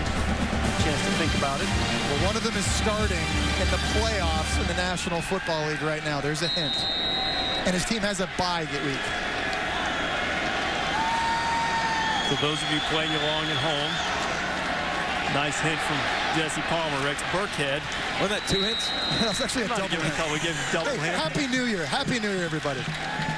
And we've given you long enough since Jesse virtually gave away the answer. Aflac trivia answer, Martinez, 6,000, 2,500 on the ground. The other 3, Vince Young, Brad Smith, and the one to which Jesse referred, Colin Kaepernick. Out of that pistol offense at Nevada, Hall of Famer Chris Ault, the head coach at Nevada, really made Kaepernick so dynamic in college, retiring with his 2nd stint as head coach. We wish Chris all the best. His influence even being felt in the NFL with that pistol, not just with Kaepernick, but with some other offenses as well, as Burkhead picks up 6 and will have the 1st down. Taylor Martinez, from a mechanical and fundamental standpoint, probably the most improved player in college football from last year to this year. This offseason went out, visited a quarterback guru, Steve Calhoun, on the West Coast, worked on his footwork, and as a result, this season, he's so much more accurate. He's on balance throwing the football, and as a result, this offense is so much deadlier with the passing game. Back to the ground and a short gain by Burkhead. You know, I talked to Calhoun earlier this season, swapped emails with him about a lot of the mechanical things he worked on with Taylor. Last year is the left side of the screen. This year is the right side. The first thing is the footwork. Last season, stepping sideways instead of downfield. This year, stepping forward with the lead foot. Now he heaved that one up, but he's got a man out there wide open. It's Kenny Bell, and Kenny Bell makes a big play, 35 yards on the pickup. Taylor Martinez, so far in this game, has had to buy time when there's been pressure in his face, get outside the pocket. Nice job looking downfield, finding Bell. And this is something that you're talking about footwork and stuff. He just didn't do this exceptionally well. He dipped that front shoulder back so far that he was not accurate with the football. And with the weapons that are developing, man, next year could be scary. Abdullah running hard and twisting a flag comes flying into the pile from the back as Abdullah got a very short game.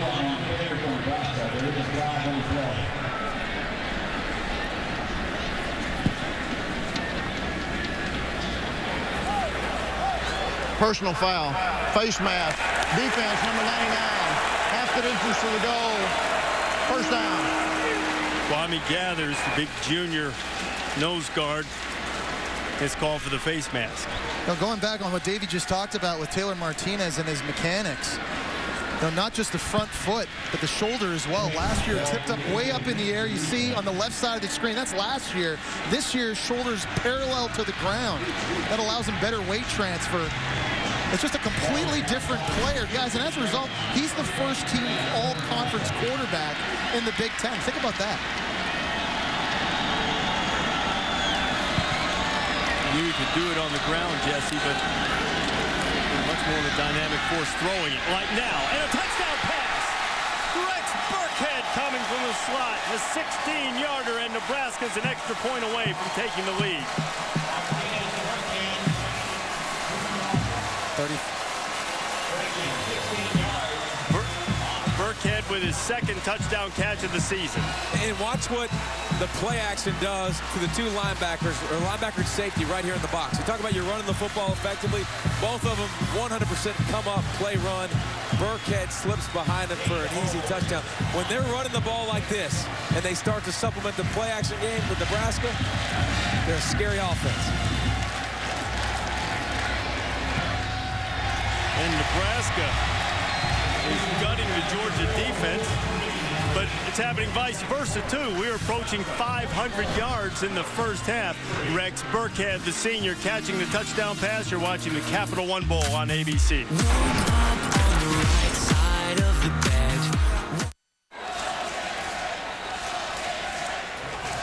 Aerial coverage of the Capital One Bowl here on New Year's Day, brought to you by DirecTV. If you call yourself a sports fan, you got to get DirecTV.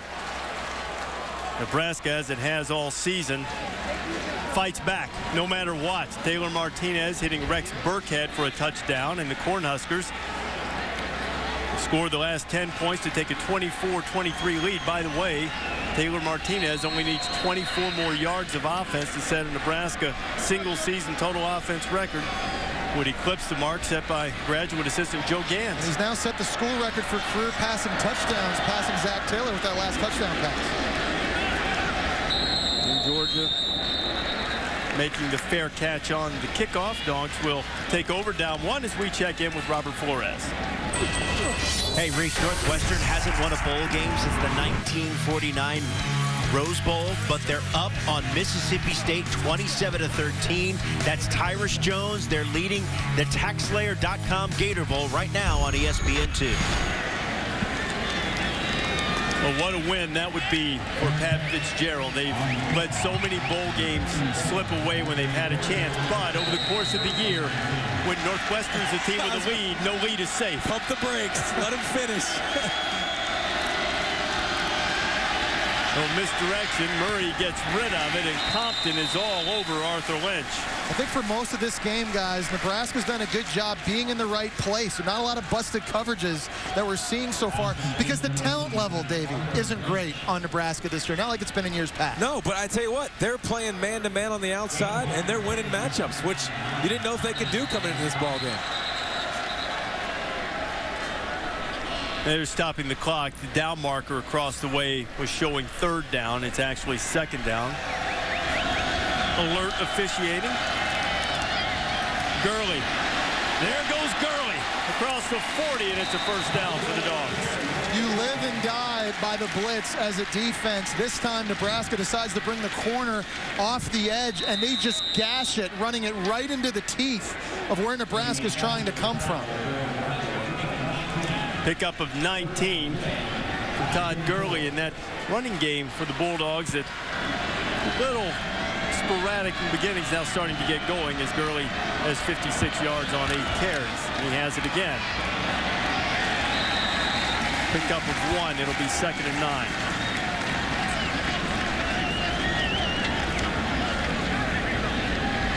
Trying to see if Todd lost a towel or a shoe on that run. I think it was just a towel. Winding down inside 3.5 minutes to play in what's been an entertaining first half. Reese Davis, Jesse Palmer, David Pollock, Samantha Ponder. Glad that you're spending New Year's Day 2013 with us at the Capital One Bowl. Gurley has it again, and there goes Gurley. If he gets by Smith, he couldn't. He would have scored, but another big pickup by Todd Gurley, this time 24 yards. This offensive line does a very good job with double teams and getting up into the 2nd level. You're going to see here a double team and then a scoop up top to get in. You get a cut block coming on the backside on linebacker Compton. Look at Gurley set up that block, though. Step to the inside and go back to the right. That's how you make your offensive line look good. Now Marshall is hit in the backfield. Tremendous coverage by Eric Martin, the defensive end, who sniffed that one out immediately. A loss of 6. You know Eric Martin's going to be a key player in this scheme. Here he is just going to come out with the back. Tremendous athlete. 2nd in the Big Ten in sacks this year. You've seen him tonight or today make plays in the backfield, also in coverage. Yeah, and that's a tough play for a quarterback to read, too, because the end is rushing unless the running back goes to the flat and then he peels off. You saw Romo struggle with that the other day in the Redskins game. Let's put the Dogs behind the chains. Murray play fake, firing a good catch. This Lynch, who's had a good game. Sticky hands, gets 8 for the big fella. Yeah, these tight ends have become a bigger part of this offense late in the year. Davey mentioned earlier when Bennett and Brown went down at wide receiver with ACLs, they needed someone to start making plays over the middle of the field. Last 5 games, saw some big catches in the SEC title game. You're already seeing the Georgia tight ends over the middle of the field. We saw a touchdown earlier. Lynch having a good game. And Malcolm Mitchell hadn't played the last couple series either, so even more important he has to step up at the tight end spot. 3rd down and 9. Murray can't find the receiver, and he's just going to have to throw it away. Now the question is, did he get outside the tackle box? Nebraska doesn't think that Murray made it out there. Great job of disguise. It looks like they're bringing pressure up the middle at the very last second. Guys are going to drop out, and there's that match zone again. 3-on-2 up top, 2-on-1 at the bottom of the screen. Nowhere to go for Aaron Murray. Y'all think he got outside the tackle box? Well, Mike DeFee did. He was the referee, but from that replay, I didn't think so. I didn't think he did, and that's a big... Remember, it's spot of the foul. So where he threw the football, he would have backed it up, and they'd essentially be out of field goal range. Didn't look like he got outside the tackle box. Marshall Morgan's going to try a 47-yarder. That's a long 47. That'll be spotted closer to the 38-yard line, the 10 yards depth of the end zone. Morgan has the leg for it. Though he didn't get enough this time, didn't have the accuracy either. And a missed field goal with less than 90 seconds to go. So Nebraska's going to get the ball back. Pretty good field position. Couple timeouts. How do you expect Bo Pelini and the Husker offense to go after this one? See, Bo Pelini fired up. You wanted to know about motivation, whether it meant anything to Nebraska to win this game. Lost their last two bowl games in a row, including this game last year against South Carolina. Bo Pelini. That shows you right now. These guys want to win. They're fired up. I wish he wore his emotions on his sleeve a little bit more. He's so cerebral on the sidelines. You know, love his passion. That game last year, David, really stuck in Pelini's craw against South Carolina. And it was at the end of the half, about this time when the game changed. That's right. Nebraska fumbled. South Carolina hit a Hail Mary, and it really changed the game.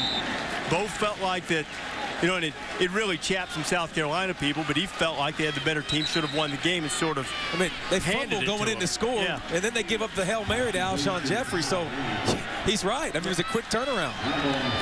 Headed down toward a minute, 2nd down and 7. See how aggressive Nebraska is. You can be very aggressive. Jarvis Jones is chasing Taylor Martinez. Martinez is going to get it out of bounds and stop the clock, but now he's got to deal with a 3rd down. And you can see the speed by this Georgia defense. Not a lot of defenses can chase Taylor Martinez like this sideline to sideline. Certainly Georgia can, and with the way Taylor Martinez is throwing it right now, with the exception of the 1 interception, he's really been dialed in with his decision making. So you like this play calling right now, dropping back, throwing it because you trust him at this point in the game. At 11 of 15.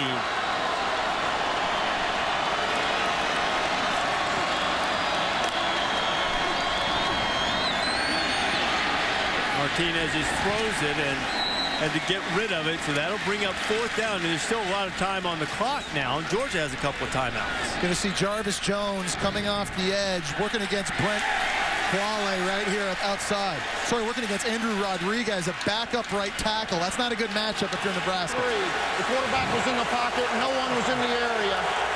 Loss of down at the spot of the foul. 4th down. So this time they did call intentional grounding, and Coach Pelini going to be less than amused by the fact that his quarterback was called for it and Aaron Murray wasn't, although not necessarily hurt because Georgia missed the field goal. There we go. Well, it was the running back that got tripped up and fell in the middle of the pile right there is what it looked like. There's also a receiver on the outside, too, that looked like he was in the same region. Yeah. Do you think that was intentional? He was trying to block. I thought it was. I thought it was intentional ground. Well, I mean, if it's a screen, too, it doesn't have to go back to the line of scrimmage, and it was easily a screen.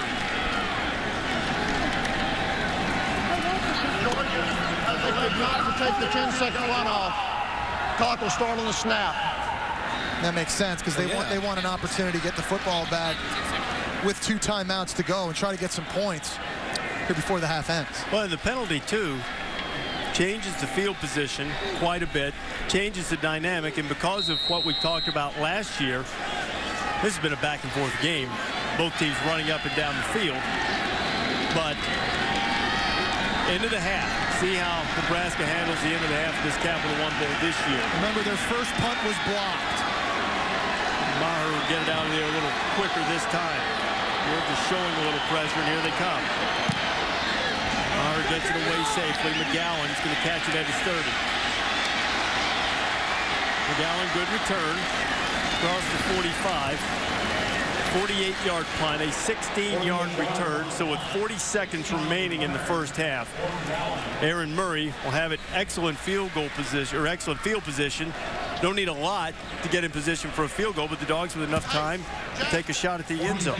They have an eternity, that's for sure, especially with 2 timeouts still here. And true freshman kicker Morgan Marshall is long on the season's 52 yards.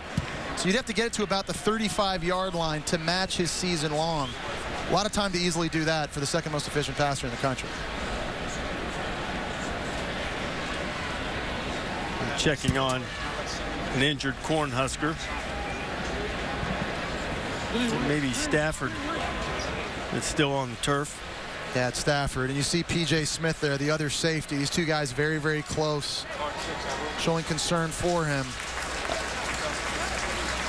Damian appears to be walking well, and that's certainly good news. Don't forget all of the BCS Bowls on ESPN. The Tostitos Fiesta Bowl, Oregon and Kansas State. Coverage starting at 8 p.m. Thursday on ESPN. You can also catch it on the Watch ESPN app. You know, it was late in the season that this looked as if it could be the national championship game. It's a great matchup between Chip Kelly's Ducks. What Chip Kelly's future will be at Oregon.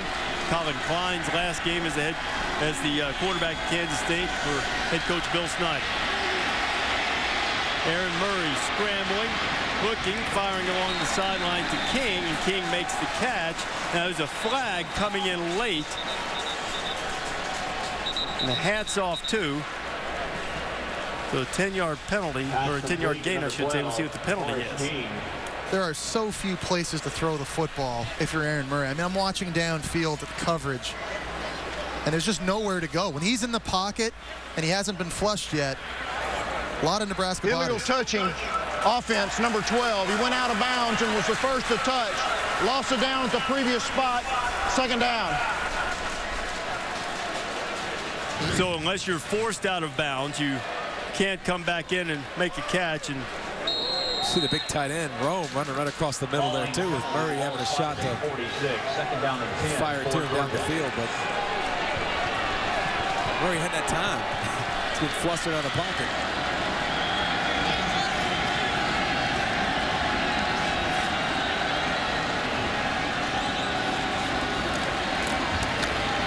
McGowan, they're trying to set up a tunnel screen. McGowan couldn't hold it. It'll be third down with 28 seconds to go. You're talking about Aaron Murray, who some people believe, if he came out this year, could be a high draft pick in the NFL. Guys, he's 9 for 19 right now. I mean, it's a very good pass defense. You know, not a lot of great athletes, but they play their coverages so well. On 3rd and 10. Murray to McGowan, and McGowan caught it twice and held on. He'll get the first down. Clock stops to move the chains. Pick up a 13. Dogs still with a couple of timeouts left as well. As soon as the ball is spotted for play, clock will roll, and it's rolling now. With 2 timeouts, and Rick quickly calls the timeout. They lost 4 or 5 seconds there, and I'm sure that they didn't have to spike it, but I'm sure that sort of haunting to Georgia fans after electing not to spike it in the final play of the SEC championship game. No doubt about it. Watch the anticipation on this throw by Aaron Murray. He's going to have his receiver running the in route. That's McGowan coming from the backside. Just a nice throw out in front before his receiver gets his head snapped around. And a good job by the receiver locating it. Kind of bobbled it. Made a nice catch. Off the face mask. Oof. So you don't give your receiver a choice. You just stick it on there. Yeah. You're going to catch this whether you like it or not. I'm going to stick it to your face We're talking mask. about accuracy now. That's one of the things with Drew Brees. I remember hearing him talk about it. He said he used to always throw it to the face mask because if guys see it, they're not going to drop it. Some people try to go to the numbers. And you look at the numbers for Aaron Murray, 10 of 20. He's throwing a lot of deep balls, too. He's made a lot of big completions down the field, but he does have the 2 interceptions. We still have a timeout left. Need to pick up in the neighborhood of 10. Give the field goal kicker a legitimate chance. What they don't need is a sack. They've got an incompletion, so 11 seconds remaining on the clock. I think Nebraska has done a good job mixing up their pressures, guys coming from different levels of the field, never giving Aaron Murray the same look over and over and over again, forcing him, to really have to try and decipher things on the go. 11 seconds to go. Flag flying. And a false start on Georgia.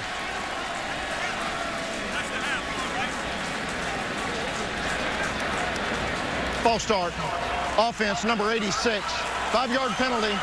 Second down. And that obviously really hurts Georgia because, again, you're looking at getting around the 35-yard line to give your true freshman an opportunity to match his season-long field goal. Now you just back yourself up with only 1 timeout, making it that much tougher. Now, Nebraska started trotting to the end. They were hoping for the 10-second runoff, but the clock wasn't stopped, or wasn't running. Penalty didn't cause the clock to stop, so there's no 10-second runoff. It's second down and 15. Murray firing over McGowan's head, now with 7 seconds to go. It seems highly unlikely that Georgia could complete a pass to get them in the field goal range, and now I think they'd heave it up and try the Hail Mary, which brings us back to the waning seconds of the Capital One Bowl first half last year for Nebraska against South Carolina. Pelini was happy to talk about that when he brought it up, wasn't he? Well, he brought it up. He was mad. Well, I actually brought it up. We got to line up in the right spots. And Murray mishandles the snap, and Aaron's going to get to show off his arm strength unless Cameron Meredith gets to him. McGowan's going to make the catch, but time is going to expire before Georgia can have a chance to try a field goal, so the Cornhuskers will go to the locker room with a 24-23 lead in what has been an entertaining offensive first half. 564 yards of total offense for these two teams combined. A little bit of running, a little bit of passing. seen a block punt. Samantha Ponder with Mark Richt. Coach, so many changes in momentum in that first half. What are you seeing out there that concerns you most right now? Well, I'm just seeing a good football game. Two teams getting after it, playing hard. No one's playing about a month, so it's a little bit sloppy here and there, but it's going to come down to who wants it the most in the end. Playing hard, but without Malcolm Mitchell there towards the end. What's his status right now? Well, we don't give any kind of injury status. All right. Thanks, Coach. Reese, back up to you. All right, Sam, that didn't sound positive. We'll see if the star receiver can come back the second half. Nebraska up 24-23 at the break. We'll go to John Saunders in the halftime report right after these messages. Just about set to start the second half of the Capital One Bowl. Georgia and Nebraska, highly entertaining back and forth first half. 24-23, the Cornhuskers have the lead on Aaron Murray and the Dogs. Georgia trying to win 12 games for just the third time in the history of the program. Nebraska going for its 11th win. It is time for our expert breakdown, brought to you by Farmers. Todd Gurley had a big first half. It's been tough sledding throwing the football for Georgia in the first half. I think they have to be able to continue running the football conventionally in the second half, force an 8 defender into the box, create one-on-ones outside. In Nebraska's offense, they're one of the best rush offenses in the country. Give it to Abdullah, give it to Burkhead, and that opens up the play-action passing game. Look at that, all set up off of the run. Continue to run the football and use your counterpunch as your pass. Our expert breakdown brought to you by Farmers Insurance, and what has broken down largely has been the defenses of both teams, largely because of good offense. 24-23, big-time numbers. Dogs with over 300 yards of offense. Nebraska nearly 150. Jamie Lindley getting set to kick it off in the second half for Georgia. Nebraska with the lead will get the ball first, and we're underway in the second half in Orlando. And the Huskers will have it on their 25 as we check in with Samantha Ponder. Yeah, Reese, Bo Pelini told me that he's happy with how hard his team is playing and the passion they're playing with. But I asked him about X's and O's adjustments. He said nothing structurally, but they did throw some things at us we didn't expect. We didn't expect to see the Wildcat, and we did have some missed run fits. I also told him that Malcolm Mitchell is out. I know that Mark Richt wouldn't say it, but their SID did tell me that he is out. He said that helps a lot. He is a very good player. That he is, Sam, and the other thing it does to the Georgia passing attack, it really means their top 3 receivers are gone. Earlier in the season, they lost Marlon Brown and Michael Bennett, both to ACL injuries, so now Aaron Murray has to look other places to try to find receivers. Heat on Tavares King, and there's some heat immediately on Taylor Martinez. Alec Ogletree was the first guy to get him, and Taylor on his first carry the second half loses a couple. And Alec Ogletree is a guy, as a middle linebacker type player, he can run. We talked about it, he's a converted safety, but you see him every single week. He flies all over the field. Nebraska already was 76 rushing yards in that first half. Georgia's going to have to do a better job stopping the run, forcing second and third and longs. One thing the Dogs haven't allowed today, they haven't allowed Martinez to get loose.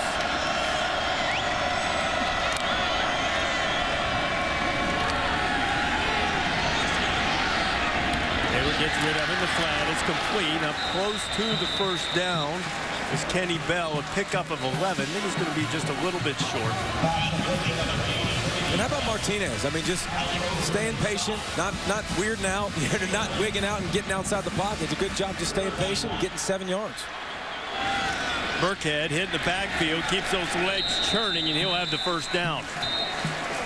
You know, this Nebraska offense has been a better second-half offense throughout the course of the season. Offensive coordinator Tim Beck told us that because their offense is so unique, oftentimes this year, it's taken them about a half to figure out how defenses are going to play them. They make their adjustments at halftime, and as a result, you know, they've overcome 4 double-digit second-half deficits this season. I think that's one reason why.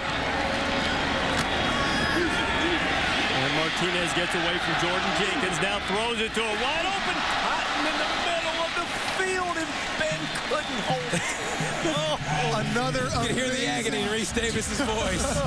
An amazing job by Taylor Martinez, avoiding pressure from the true freshman Jordan Jenkins off the edge, buying time, and then a great throw. You're going to see the pressure come this way off the edge. Nobody blocks Jenkins. You see the speed, the acceleration, and how about throwing across his body, getting his shoulders turned? Perfect mechanics, just got to make the catch. You know, his brother Jake got a personal foul penalty earlier, so when they're giving him grief about that, Jake can say, well, yeah, but you dropped that pass. Well, Sam's only redshirted, the youngest brother, so he's in no fear of making a mistake today. Burkhead.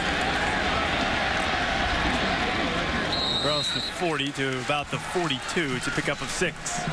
And it's hard to imagine if you're Nebraska doing anything besides running the football. I mean, just so much success, and it's not in the I formation. It's in the shotgun, giving it to Rex, giving it to Abdullah. Both those guys have just been chewing up yards. Burkhead still in the game, lined up at receiver. Martinez has great speed. First down, Taylor Martinez, and he dances out of bounds, chased out by Sean Williams. No matter what Georgia does defensively moving forward in this game, they have to start containing Taylor Martinez and keeping him in the pocket. On this drive alone, twice, Martinez able to get outside. They should have had a big completion a few plays ago. This is the second time now in the drive. Got to keep him in the pocket. Haven't blitzed him much. You figure they'd be a little bit more aggressive and bring some heat. Haven't been able to do it yet. Nebraska showing a lot of shifts, trying not only to confuse Georgia with some misdirection, but an alignment as well. Burkhead, oh, the great spin by Rex, but Georgia was there and ready for the cutback. Garrison Smith was there, Jordan Jenkins on the scene as well. Well, Georgia on defense up front, moving guys around, switching over. Every time Nebraska shifts, they're switching as well, getting in their gaps.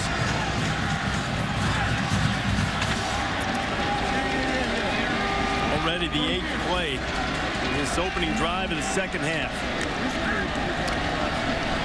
Amir Abdullah bursting through the middle. Abdullah with a great move to the outside. And Amir Abdullah's inside the 25. Ogletree stopped him for a run of 26 for the sophomore from Homewood, Alabama. Great surge from the middle of Nebraska's offensive line. You're going to see inside here a lot of guys getting pushed in the middle, and I gotta tell you, that's pretty surprising to me, because their left guard, Soon Hoon Choi, is only 290 pounds. Their center, Cole Pensick, only weighs 275. So Cole Pensick gives up 80 pounds to Kwame Gathers. Way undersized, and yet these guys right now fighting, even though they're way smaller. Kenny Bell, flanker screens.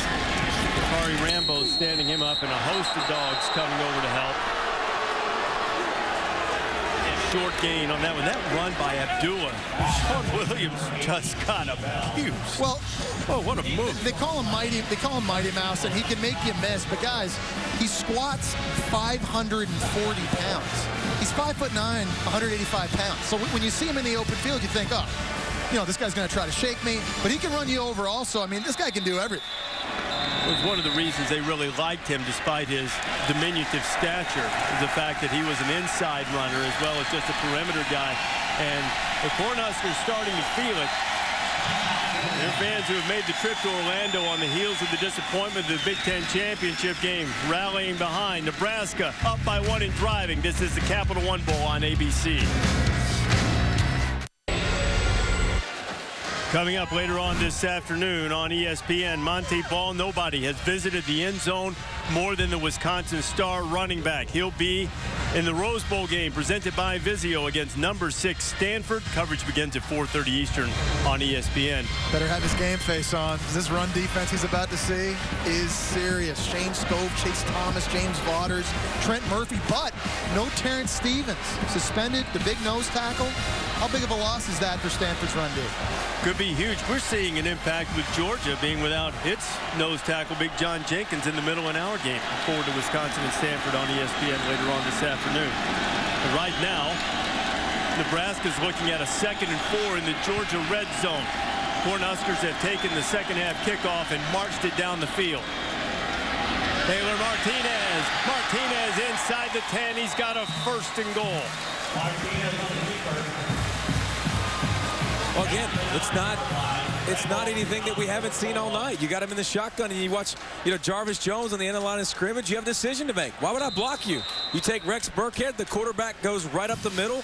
And by the way, the push in the middle of the Nebraska offensive line doing a good job too. It's easy. I mean, there's nothing complicated about this running game right now, but it's gashing Georgia. The 11th play of the drive coming. Look at this formation. We're going to talk about student body right now.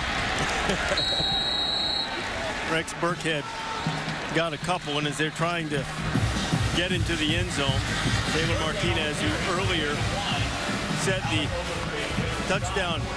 career touchdown pass record, now has set a single season total offense record, passing Joe Gans, who's his graduate assistant coach on this staff. 3,829 yards. What he'd like to get is 8 more yards here and another touchdown for the Cornhuskers.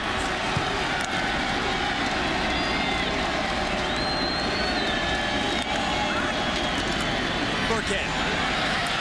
Rex inside the 5 and knocked down maybe at the 2. 3rd and goal coming. Just the volume of zone reads that you see from Nebraska makes it so difficult to stop. Inside, outside. They got a snap before Georgia was even lined up, and as a result, Burkhead's into the end zone, and Big Red scores again. I love the fact that Nebraska is starting to go up-tempo more often now, because we talked earlier, guys, the depth problems Georgia has on defense, on the defensive line, trying to wear them down on this entire drive. I think you saw that. Just look at the confusion. I think set up. That's over 50 plays ran, too. At that tempo, making you run. It's a little bit hotter being down here in Florida. Guys look with the hands on the hips, looking exhausted. Well, the guys from Nebraska finding a little spring in their step from America's heartland, the most magical place on earth. Nebraska has found a little magic on offense right down to 31-23 lead. Now, can Georgia have an answer with their opening possession of the second half? You're watching the Capital One Bowl on ABC.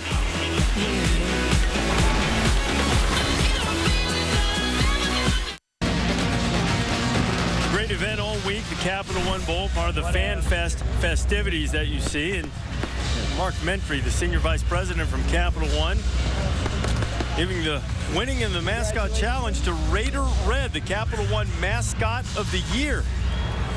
Now, you have to actually be a big mascot like that. You can't like be a person on the sideline to be a mascot. Those mascots are displeased, but Raider Red takes home the crown as the Capital One mascot of the year. There's the running back of the moment for Nebraska. Rex Burkhead just went into the end zone for the touchdown, and Nebraska has a 31-23 lead. Richard Samuel takes it inside his 5. Did Samuel get tackled by a Georgia player? That was bizarre. This was commonplace in the 90s, seeing Tom Osborne be doused with the Gatorade, 3-time national champion for the legendary Cornhusker football coach and now athletic director. After the 1997 season, Tom stepped down as the head coach, and after today is stepping down as athletic director at the University of Nebraska. There's Tom, a chance over the last couple of days to spend some time with he and his lovely wife, Nancy. Looks exactly the same, doesn't he? He hasn't aged at all. Todd Gurley gets across the 30, though Tom served 3 terms in Congress. Had he stayed in Congress, he might have aged a little bit more. And that's what he was saying the other night. But not only is his legacy immense as a Hall of Fame coach, 255 wins, the 3 national championships. He was on Bob Devaney's staff before becoming the head coach and athletic director since 07. He leaves a legacy of being the consummate gentleman. No doubt. This is 504th game he's been associated with the football team today. That's amazing.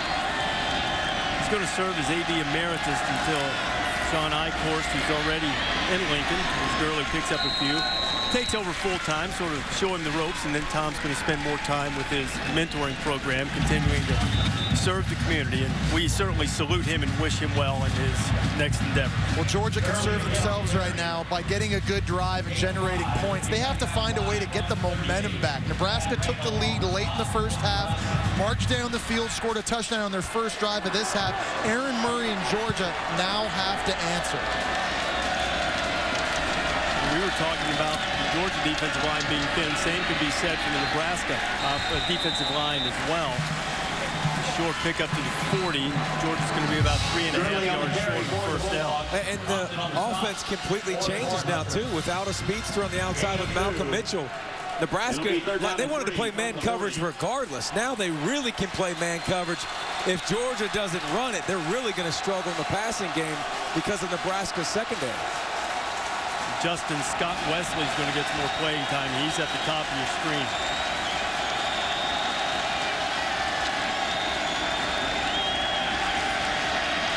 Murray firing to Tavares King. First down, King into Nebraska territory to the 49, a pickup of 11. And TK, Tavares King's a guy that's now going to have to step up without Mitchell on the field. Now, he made the big catch early in the game, 75 yards. Hadn't had another catch until this play right here. Doing a nice job just running a curl route, being physical, coming back to the football. But here's a guy throughout his whole career. He's never been the primary target in this offense, whether it was Muhammad Massaquoi or A.J. Green, Malcolm Mitchell. He's now the man in this game, and he's got to step up. Nobody has played more games in a Georgia uniform than Tavares King. Murray reloads, pulls it down, throwing it deep, looking for a man, and he's got him. It's Chris Conley. Touchdown, Georgia.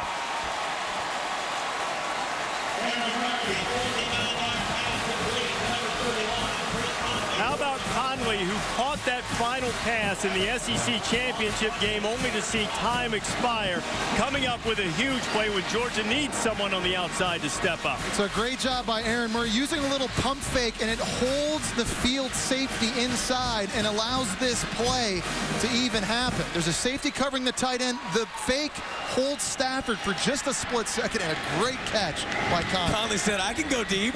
Don't forget about me. I know Malcolm Mitchell's not here. Marlon Brown, Michael Bennett. I got this. That was his career-long catch, and Rick, even here in the third quarter, there's a lot of time. The field was a complete and a touchdown. The previous play is under further review. Yeah, they're going to... I didn't think, we'll look at it again, but I didn't think there was any question about the catch itself. I would imagine they're going to see if he went down before he went into the end zone. We'll get a better look here. Catch good. Knee there. Where's the football across the plane when his knee touches? If the football is touching any part of the goal line, then that's a touchdown. When his knee hits, the question is, where is the football when that knee hits? And the ruling on the field is touchdown. So to remind you, and I'm sure you're aware, he's there. Football, watching college football all season long, the standard for a replay official to overturn a call is indisputable video evidence. From all of these looks, I don't think there's any way you can overturn this based on the looks we're seeing right now. Now, Pollock, you've been red hot on call stands or overturned. You're saying call stands touchdown? I think the call stands. You know, it's tough because it's so far away that we don't have a goal line shot where you can rotate it and see the ball because he chucked it 60-plus yards. So I think it stands. Jesse? I'm going to say stands. Now I'm nervous. If I'm agreeing with you, I'm nervous a little bit. 3 for 3. I agree. After further review, the ruling on the field stands. Touchdown. And what a great answer by Aaron Murray and this Georgia offense to come out, answer right back after Nebraska goes down the field and scores. I mean, defense optional right now. No, actually, defense isn't showing up. Georgia's going to go for 2 and try to tie it. Generally speaking, I prefer teams to wait until the fourth quarter until you start chasing that number. And Tavares King at the top of the screen here.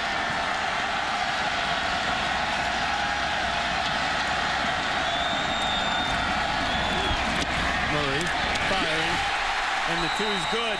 And now we're all locked up halfway through the third quarter. Well, these two programs have only met one time in history. Keep playing like this, they're going to need to play more often. Rhett McGowan goes in motion. Aaron Murray sees it's man-to-man coverage. Hits him on a quick out route. Easy, very easy. And Rhett McGowan gets the deuce. And after a great drive by Nebraska, Georgia answers with one of its own. 31-31. We're tied in Orlando. Stephon Taylor and Stanford getting set to play in the Rose Bowl against Wisconsin. That's on ESPN. Coverage will start at 4:30 Eastern Time.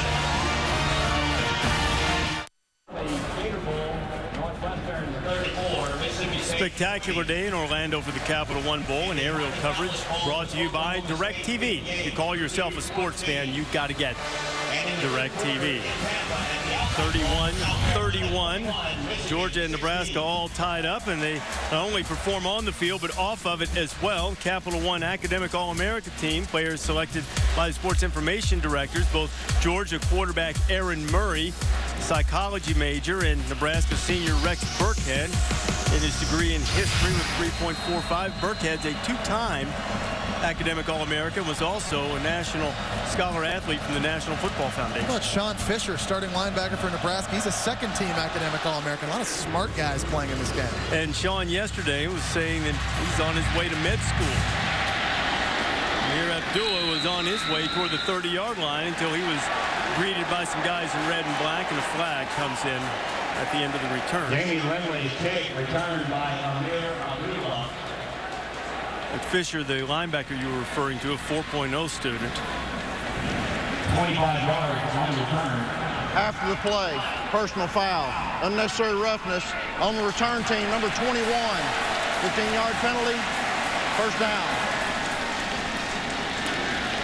And Stephen Osborne, the receiver who is playing on the return team, gets hit with that penalty, and Taylor Martinez and his offense will take over inside his own 15-yard line. But the way Nebraska's been moving the football lately, it just gives them a few more yards to pile up in the stat column. Well, discipline's going to be big. Burkhead. Rex may get it all in one swoop. A touchdown-saving tackle from Damian Swan. A pickup of 28 for Burkhead. For the second time in 2 consecutive snaps, Georgia's not ready to get lined. Look at the confusion in the back end. Substitution. Nebraska's lined up in an I formation. They're ready to play. It's the first play of this series. You can't have that kind of mental mistake right now if you're Georgia. Burkhead's over 100 yards in his final game as a Cornhusker. Give it to him again. Why not? Burkhead. Look at Burkhead churn those feet and get up to the 47-yard line. That's got to dial in. I mean, a game that's so close right now, both offenses scoring the way they are, penalties, turnovers, and just getting lined up and getting your substitutions correct. These things are going to go a long way in determining who wins this game. Burkhead's getting a quick breather. Braylon Hurd, and Georgia's still running guys on and off the field.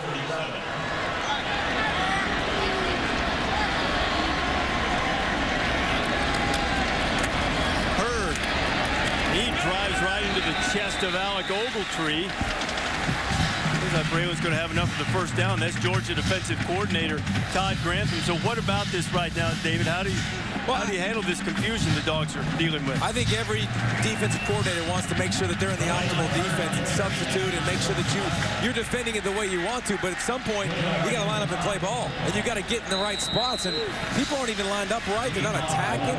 It looks like they're extremely tired out there as well. Was a first down for Hurd. Martinez is going to chuck it away. Tim Marlowe not too far away, and Taylor was probably outside the tackle box anyway. Well, one thing you'll say about Georgia, they are as close to an NFL defense as you'll see in college football with respect to the scheme. You expect that from Todd Grantham, having spent 11 years in the NFL, 3 as a defensive coordinator, but all the different exotic looks and coverages and pressures against a unique offense like this sometimes isn't the best thing, because it's just, you never see it. It's hard to get lined up because you're not used to what you're looking at. Georgia may need to go more vanilla. Martinez. Taylor's inside the 40. Looks like he's going to be marked a tad short of the first down. Watch the ball security by Taylor Martinez as he's going down on the ground right here. Very, very careful to keep 2 hands on the football. Since the beginning of his career, nobody's had more fumbles than Taylor Martinez. Led the nation 3 straight years. Flags fly. There's been a timeout called. Let's see if they pick up the flag.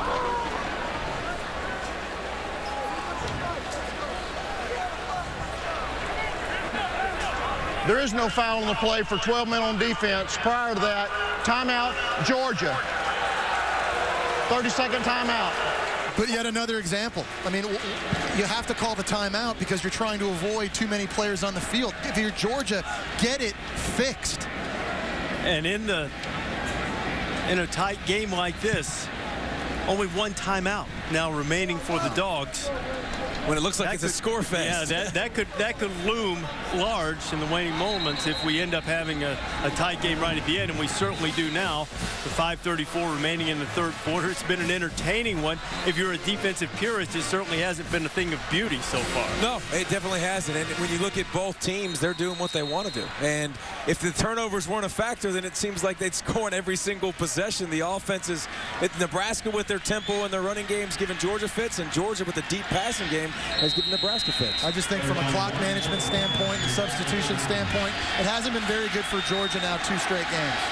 Big shot of David Pollock when he played in this game a few years ago. We haven't seen many big defensive plays. Burkhead took the snap and gave it to Abdullah. This is something that when Burkhead has been healthy, although maybe the football came loose, let's see, Georgia thinks they have the ball. See what the officials say. Georgia's celebrating they have the football. And let's see, it was Alec Ogletree who came in there and made the stop on Abdullah, but it's just a matter of his knee was down when the ball came out. We also have a player down, I believe, is Jeremiah Searles. The ruling on the field is a fumble and a recovery by the defense. First down. Alec Ogletree, we think, came up with that football in the short yardage package where Burkhead takes a snap. He tossed it back to Abdullah. They scored a couple times with this against Ohio State this year. There it is. There's the ball The ball out. comes out. Question is, was his knee on the ground when that football came out? It's hard to tell from that angle because he had the first down. It's a great job by Ogletree putting his right hand in there. Ball's coming out. You can't. It's the right knee is going to be the key on this one. Is his right knee on the ground before that ball comes out? You see the scramble, and Georgia coming out of there with it. Capital One Bowl on ABC.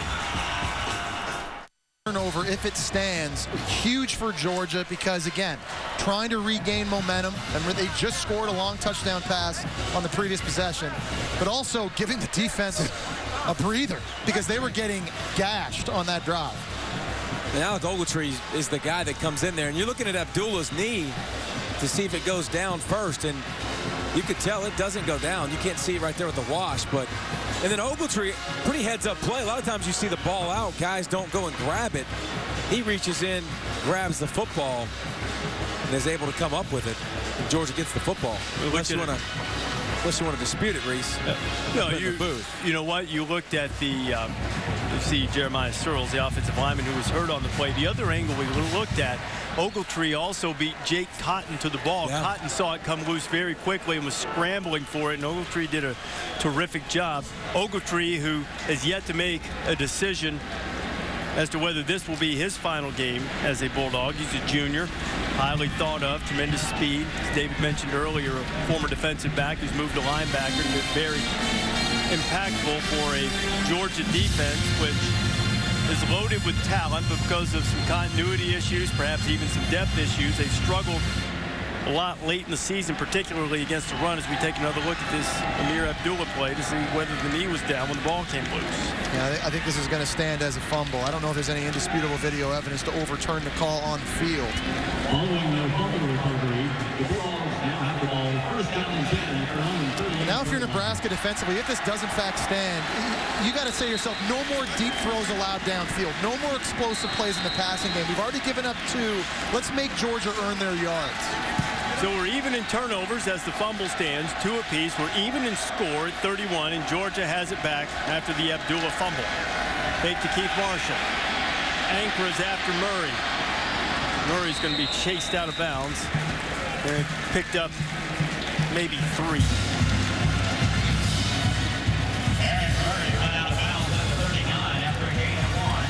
You're just joining us, Malcolm Mitchell, the go-to receiver, Georgia's leading receiver in the regular season in terms of catches. Left the game with an injury, not going to play the rest of the way. We've seen some wildcat from the Dogs, and we're about to see it again. As Murray splits out, Keith Marshall, one of the 2 freshman tailbacks, will take the direct snap. A little counter, and that didn't fool anybody. It's going to be 3rd and long. Jason Anker was back there. He'll lose the 3. Murray picked up, might have lost a little extra. The one thing you love and you hate about bowl season, because teams have so many weeks to get ready for games, they can add new wrinkles on offense and defense and confuse you a little bit. We saw Nebraska have issues with the Wildcat and a long touchdown run by Gurley early. Weren't tricked, weren't fooled right there. There's Mitchell in the shades, but no shoulder pads. Dogs would prefer to see him with the shoulder pads. They're saying now it's a concussion, which probably explains the sunglasses that Malcolm's wearing on the sideline. Pressure coming on Murray. Steps up, delivers the ball a little too high to King. And the Nebraska defense rises up after the turnover and forces a 3-and-out. When you're throwing into the blitz, sense of urgency has to go up everywhere. The quarterback's got to get it out quicker. The receiver's got to get his head snapped around sooner to identify the football. That was a good throw under duress. TK has got to make that catch. As we watch this punt, David, Jesse said a minute ago he wanted to see the Georgia defense get it fixed. What do they need to fix against this tempo for Nebraska when the Huskers get the ball back? Well, first of all, they need to get lined up. I know that sounds basic and simple, but that's the start. They got to get lined up, and they got to, it seems like, create turnovers because they haven't been able to stop Nebraska consistently. They just got to force a turnover like they did. Jamal Turner makes the fair catch at 14. There was a hit by Sailors, I believe, at the end. There is another flag just short of midfield. There was no flag for the hit after the fair catch. During the play, personal foul, face mask, defense, number 88. That 15-yard penalty be added at the end of the kick. First down.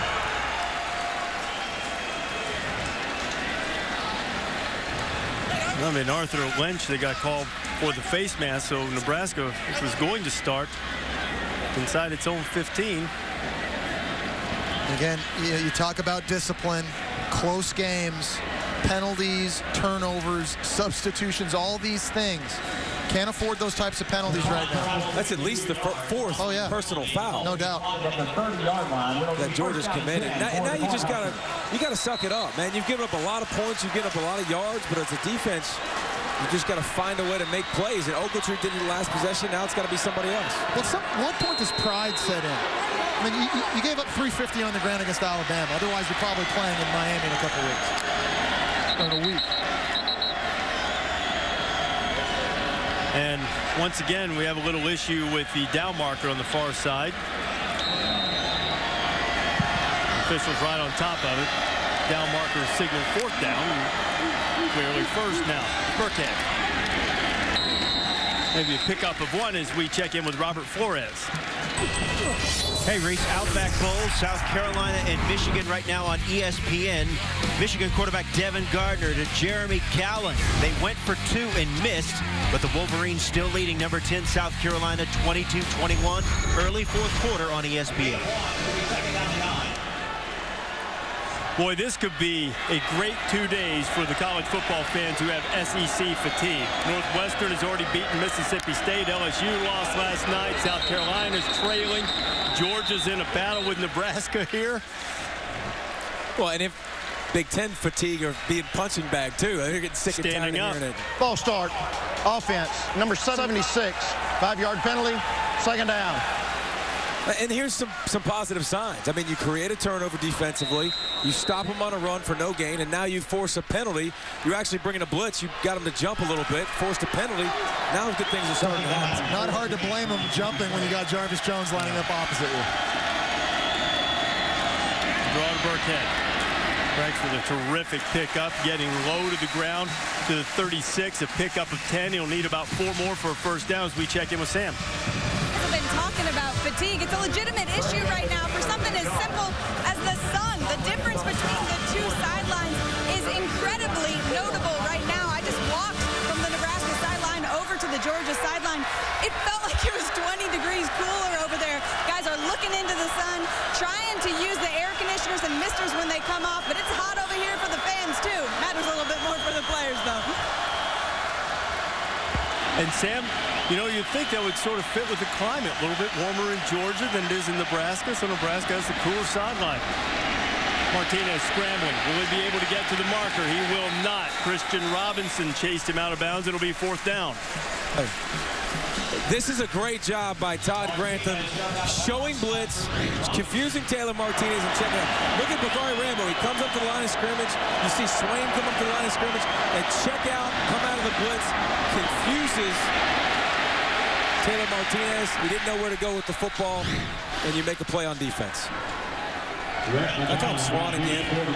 Gee, Mania, Swain. No, Swan's right. Swan, oh, goodness gracious. I keep messing that up.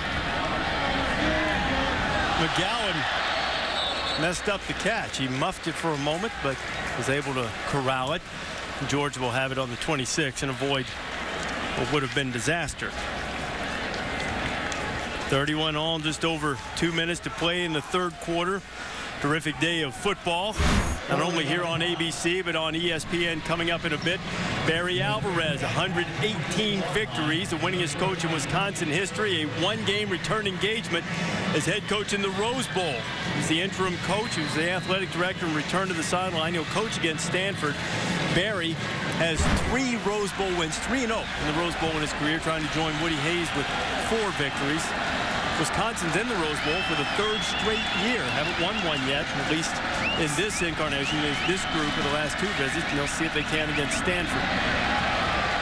Gurley with a tough run out to the 30, picks up 4. So because Alvarez was undefeated and you've been losing him, you bring him back?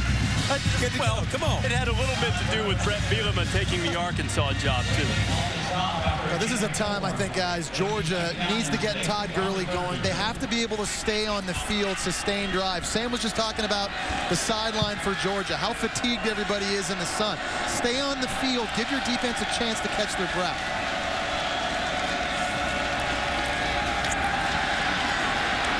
Murray just gets it off. Making the grab out there is Justin Scott Wesley. Wesley's had a mixed bag on the day, had a chance to recover the block punt for a touchdown. He's dropped a pass, but this time he picks up 31. Seeing a lot of different guys now make plays instead of Malcolm Mitchell. Justin Scott Wesley, Rhett McGowan, Chris Conley.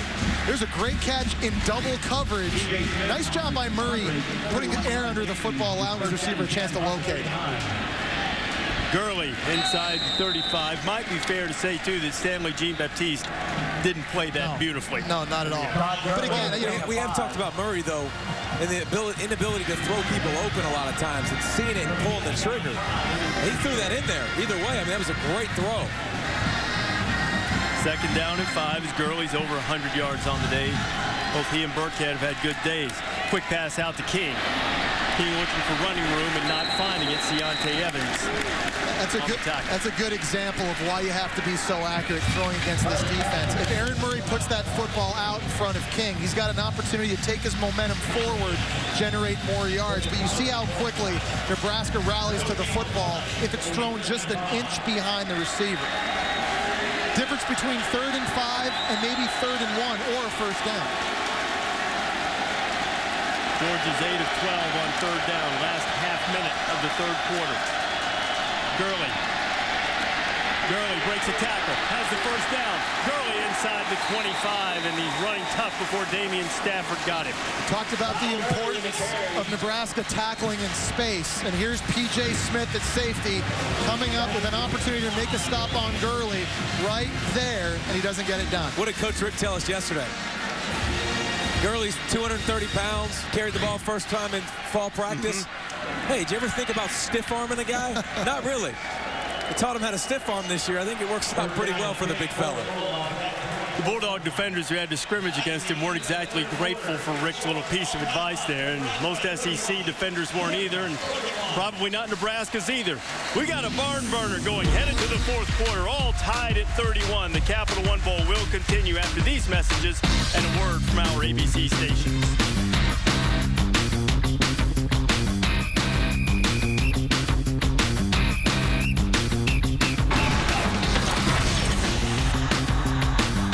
Ready to start the 4th quarter in Orlando. There's Uga, the most recognizable mascots in all of college football. That's Russ.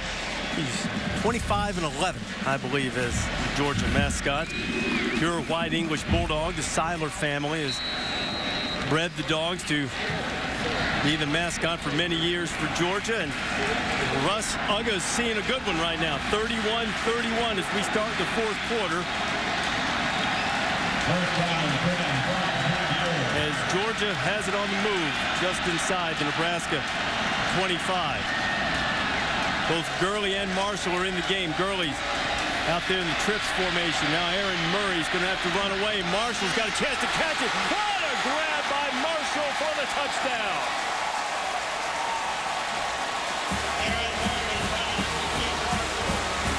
24 yards, and one of the things Georgia wanted to do, use these backs in the passing game, and I think you see why with that catch by Marshall. Not necessarily designed this way, but good job by Murray extending the play, throwing the back shoulder throw to protect the throw. You don't expect your running back, let alone a lot of receivers, to pluck the ball out of the air the way Keith Marshall just did. Wow. As Marshall's first career touchdown catch, I hazard to guess that it won't be his last one. The fourth lead change we've had in this game as the Dogs have it. This is a great view of the Marshall catch. Not only the grab, spinning as if he were a ballet master, kept those feet in bounds, and a great look courtesy of the DirecTV Ultimate Picture Cam. And we talked about other guys having to step up with all the injuries and guys out at receiver. We didn't know it was going to be a running back, but Keith Marshall makes a huge play. These two running backs are something else. And for every SEC defensive coordinator out there that's going to have to at least see these two guys, well, they hope. Georgia hopes for another 2 years in a row. But, I mean, this is going to be a brutal offense to stop as long as these two guys are in the backfield for Georgia. Well, that'll be, I'll hazard to guess that that'll be all it'll be. 2 years. Running backs have to go because they take a lot of hits. Aaron Murray with his 7th career 300-yard game, 4 touchdowns. Georgia has a 38-31 lead. So Murray holds serve. Now it's Taylor Martinez's turn. Abdullah and Turner deep to return the kickoff for Nebraska.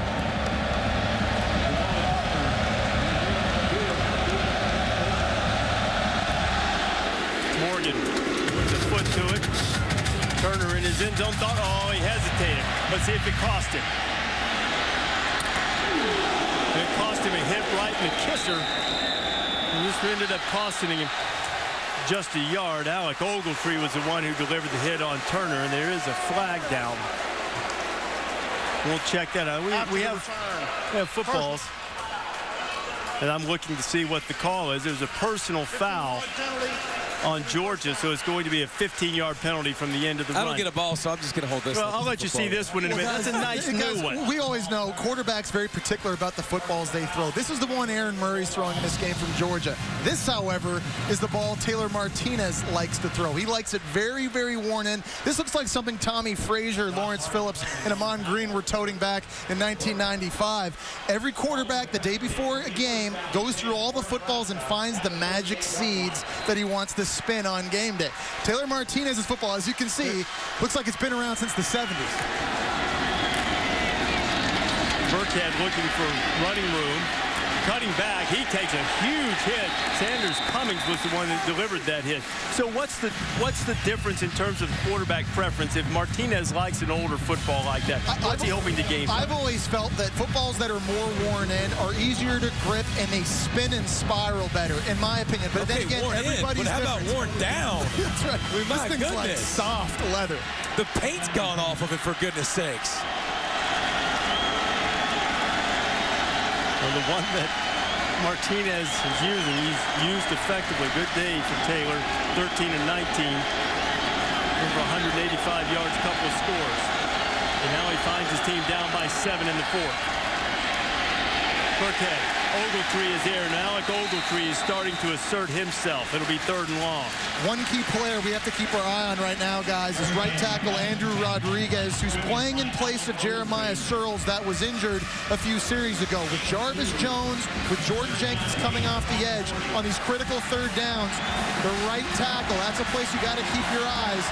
See if Georgia decides to dial up the heat from that side.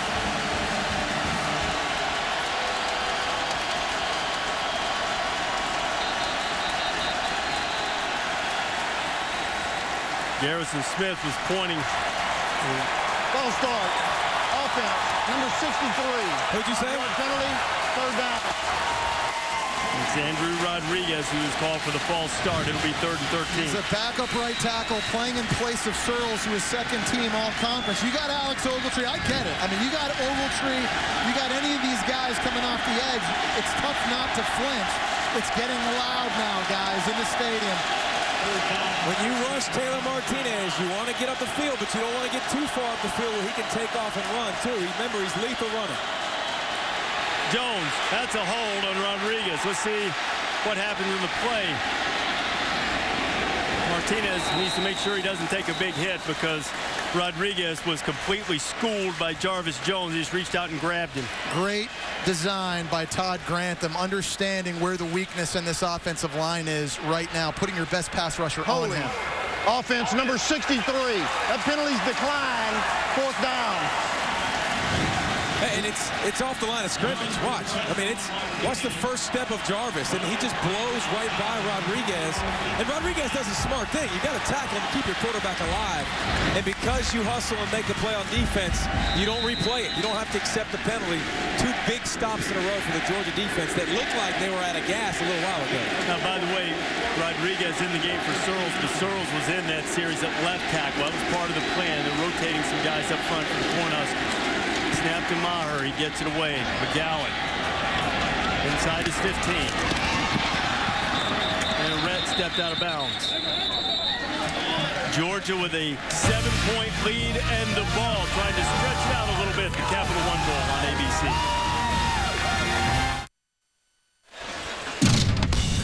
Little Capital One Bowl history. Back in 1998, Florida against Penn State, the freshman gunslinger, the Canadian strong-arm Jesse Palmer found Quezzy Green for a touchdown. You just come off the bench there, hadn't you? Yeah, I got lucky on that one. Great catch by Quez. They ended up winning the game. And then in 2004 Capital One Bowl, 4-7, David Pollock was hunkering down and getting after Kyle Orton. That play right there is incredible. I mean, the athleticism, jumps, the balance. I mean, those types of plays get you banners in stadiums. Oh, well, you have 2 already.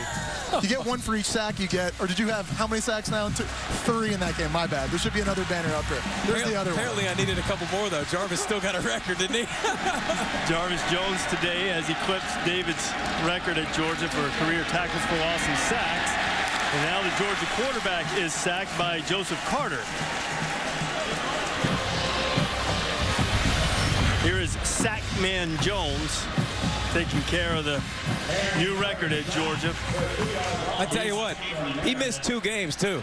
I mean, let's give him some credit. He would have smashed this record by even more if he wouldn't have been out for 2 ball games. That's why he's a future first-round pick. Every big game this year, he's been awesome. He also played 2 teams that run the triple option with Georgia Southern and Georgia Tech late in the season.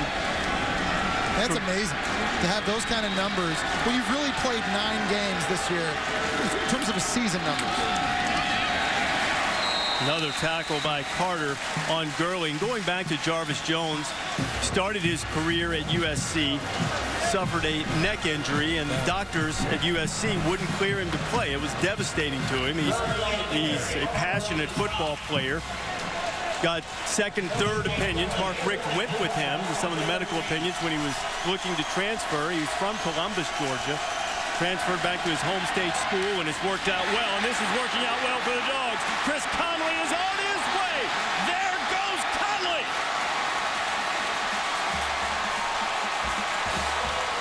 '87 yards, and Georgia's got a little breathing room.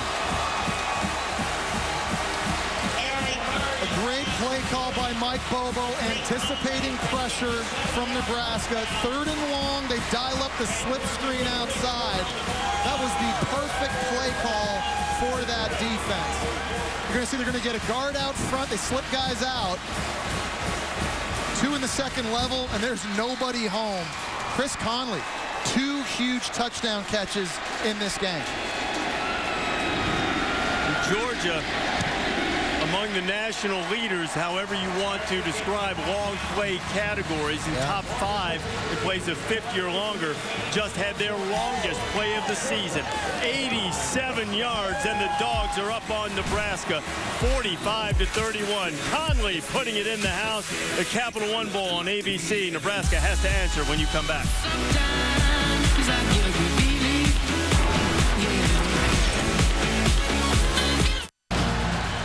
Aerial coverage of the Capital One Bowl in beautiful Orlando, brought to you by DirecTV. If you call yourself a sports fan, you got to get DirecTV. You can call 1-800-DirecTV. City of Orlando, the Florida Citrus Sports Group, Capital One, doing a great job hosting this bowl. And Chris Conley, who was heartbroken after catching the final pass in the SEC championship game, a deflected ball, caught it in bounds, allowed time to run out. Georgia wound up 5 yards short of the BCS championship game. And Conley has the big play here, the 87-yard catch from Murray. Watching this live, I was wondering if this is OPI. You're going to see Lynch here at tight end. Offensive pass interference. Yeah, offensive pass interference. Get engaged when the football's in the air, downfield. It's one of those, it was really close. Kind of watching it live, I was just wasn't sure. Certainly, Murray liked it. Aaron Murray liked it. He's thrown for almost 4 bills today. He's pretty excited. I tell you what, though, Nebraska's got Georgia right where they want them. They got Georgia right where they've had Michigan State and Wisconsin and Northwestern. I mean, Penn State. They've been clutch all year in these situations. Don't write off Nebraska yet. This has been the situation where the Cornhuskers have come up large, and there's a lot of time left, and the offense has been explosive. And Taylor Martinez throws it a little bit behind Kenny Bell. Cummings was on the coverage. Robert Flores in the studio. Hey, Reese, check out what just happened in the Outback Bowl. South Carolina and Michigan. Look at the hit Jadeveon Clowney puts on Vince Smith. Smith loses his helmet and the ball. He's going to cry in the car.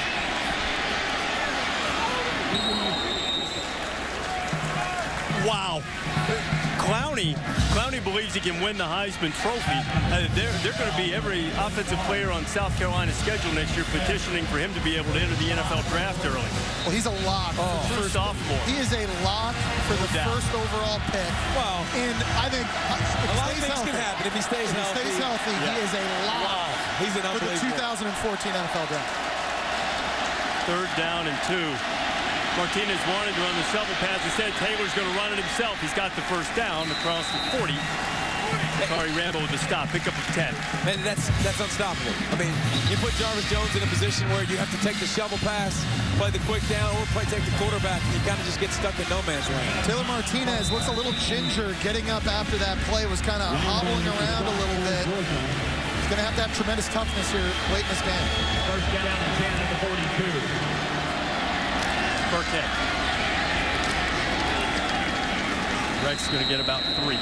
You go back, you'll see at the end of that play, Taylor Martinez getting tackled and getting up.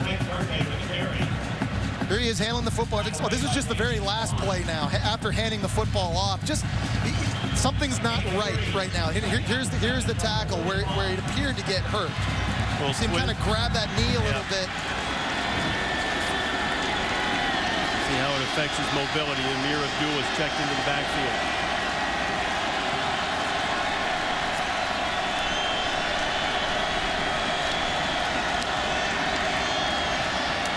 Martinez keeps it. Turns the corner on Jones into Georgia territory and gets out of bounds. Taylor will have the first down. He looks quick. He looks all right. The guy's like RG3. He's like RG3. Even when he's not 100% healthy, he's still out making runs against the Dallas Cowboys this past weekend. Martinez, again, the best athlete on this Nebraska offense because of his speed and his acceleration. He led the nation in touchdown runs of 70 yards or longer. A few other guys tied with him. He had 3 of them. He had a 92-yarder against UCLA and the great 76-yarder we saw against Wisconsin. At the top of our telecast, Burkhead gets inside the 45, picked up a couple. And I think Todd Grantham now, seeing Martinez run the football a little bit more, I think he's putting a spy on him. Alec Ogletree on that last play was just kind of mirroring Taylor Martinez. Everywhere he went, he was following him. Martinez with a draw to Burkhead. Burkhead could not run through the tackle of Sean Williams. It's going to be 3rd down.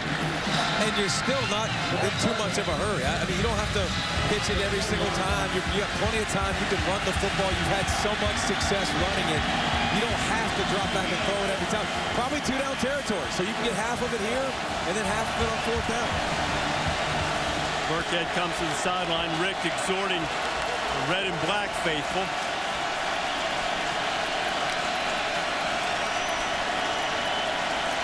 With Georgia on defense, you have to keep Taylor Martinez in the pocket. Do not let him get outside.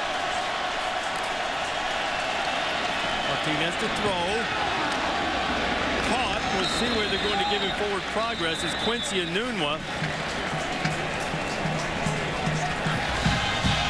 Enunwa making his first grab. And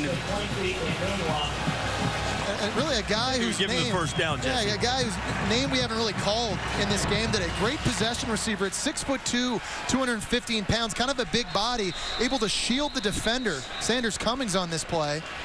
And just good job fighting. That's a huge first down. Looked like Cummings went for the football. Could have swatted it down. Nice job making a play.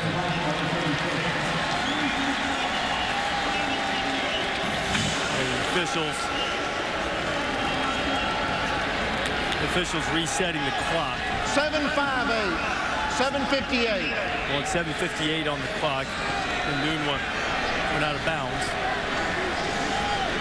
You know, we talked about Nebraska being a better second-half offense throughout the course of the year. They only have 7 points in the second half. The very first possession of the half, Georgia's defense has really tightened up. The clock also stopping, of course, to move the chains for the first down as it does in college football. And Searles comes out of his stance in slow motion, too.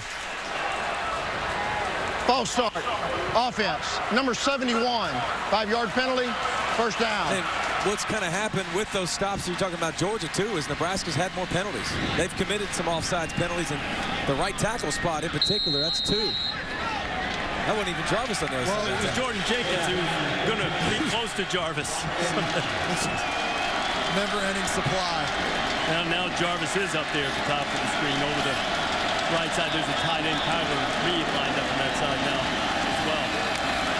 Ogletree's out there with him. Here comes Alec. He beat a man. Martinez firing deep, and it's picked off. Damian Swan has it again.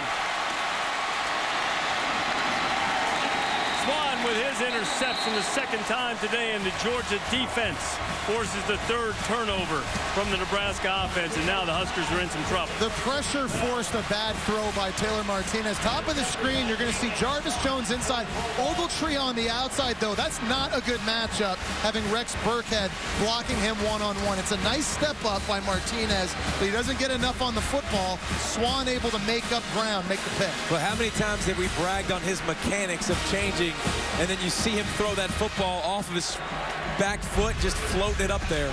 Bad pass. Damian Swan has had a big day in the Georgia secondary. Swan's picked off a couple of passes. He just took one from Taylor Martinez a moment ago, one that perhaps had a little more juice on it. Could have been a touchdown for the Huskers, but as it is, the Bulldogs have it back. Todd Gurley picks up maybe one. And after Martinez threw the interception, he and Sean Williams getting together and wishing each other Happy New Year. How's the family? Sean Williams, a very passionate player. I'll tell you what, I love Taylor Martinez there. I give him a lot of credit. He ain't backing down. No, he's not. I tell you what, he's a fighter, man. I mean, he took a lot of shots from everybody last year about his throwing motion and how bad he was throwing the football, and he's bounced back. And I mean, to go to a private coach this offseason and refine yourself when everybody else is kind of just chilling in the offseason, you got to give him a lot of credit for the turnaround he's had. Now he's hoping to get a chance to lead another 4th quarter rally. It's been a hallmark of this Nebraska team. 3rd and long coming. A big message by Mark Richt to his team all bowl season was finish. Something they haven't been able to do the last several years. They've lost 2 bowl games in a row last year, finished with 2 straight losses in the SEC title game, and then in their bowl game against Michigan State. Big for them now in the 4th quarter with the lead. Finish, carry momentum into the offseason. Look for the same type screen you saw a second ago with man-to-man coverage. Murray is 9 of 12 on third down today. Make it 10 of 13 and another first down. Tavares King. Aaron Murray's biggest improvements as a passer this year has been his downfield passing. Not just the accuracy on posts and go throws, but the back shoulder throws. We saw one to Keith Marshall for a touchdown. I mean, this is an NFL big league back shoulder throw to the wide side of the field. It does not get any better than that. And Aaron Murray has thrown for more than 400 yards against the nation's #1 ranked pass defense, and the 574 yards that Georgia has put on Nebraska today is a Capital One Bowl record. The Dogs might not be finished.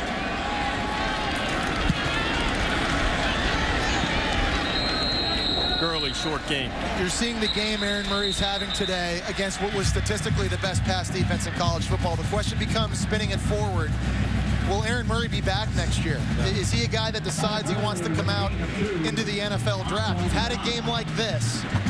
You know, this will be a very difficult decision, I think, for him and his family this offseason. Especially once you start looking at the class. There's not a definitive #1 guy in most people's opinion. Now, Tony Dungy's opinion might be a little bit different. Look what he said there. I mean, he said, if I'm the Chiefs, I'd take him with the first or second pick in the draft. Overall. Yeah, not the first or second round.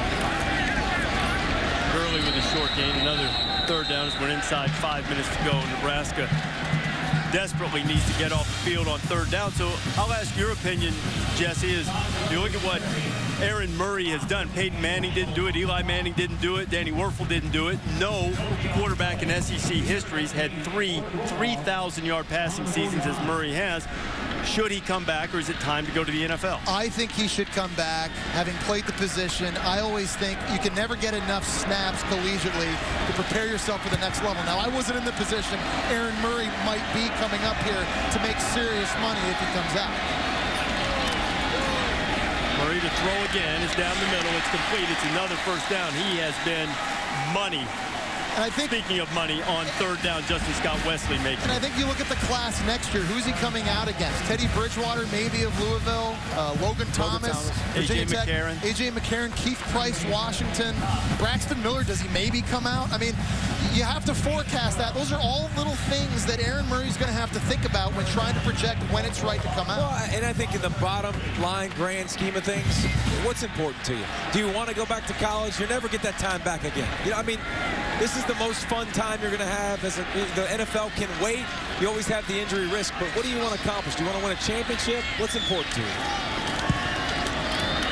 Gurley with a short game. Every answer is different, I think, too, because I think some people come up in households in different situations where they need money. They need money for their family. They want to go take advantage of it. That's not the wrong answer. And let's not forget, for a quarterback now who's lost 2 consecutive SEC title games, you look at what this team has coming back next year on offense. The whole offensive line comes back. Malcolm Mitchell will play receiver solely, we think. Michael Bennett comes back. Gershel. The tight ends come back. You got Gershel. I mean, this could be one of the most prolific, again, offenses in Georgia history. And they're going to lose a lot of guys on defense, but they are very talented with backups and freshmen.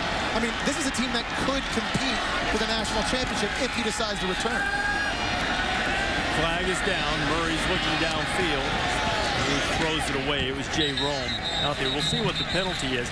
The other thing, Murray has been criticized about his performance in big games. Prior to this, when he was 0-2 in the SEC championship game, also 0-2 in bowl games, having lost last year in triple overtime to Michigan State. Illegal formation, offense, 5 men in the backfield. That penalty's declined, third down. Lost the previous year to UCF. And Georgia wound up with a losing record. But he performed very well, especially in the final drive against Alabama. Numbers were fairly pedestrian until that final drive. He performed great here today. So he's eliminated a lot of those criticisms, I would think. It remains to be seen what his decision will be. Gurley is going to be stopped on third down. It'll be fourth down. But I will say that's one thing too, Reese, that you could come back next year and completely erase. That's true. I mean, you could absolutely say, I came back, this is what I did against big-time opponents, and, you know, this is my changed resume. Look at their schedule next year, guys. They're going to play at Clemson, South Carolina, and LSU at home. There are some big game opportunities for him. It's 3 out of the first 4 weeks. 240 away from a win in the Capital One Bowl.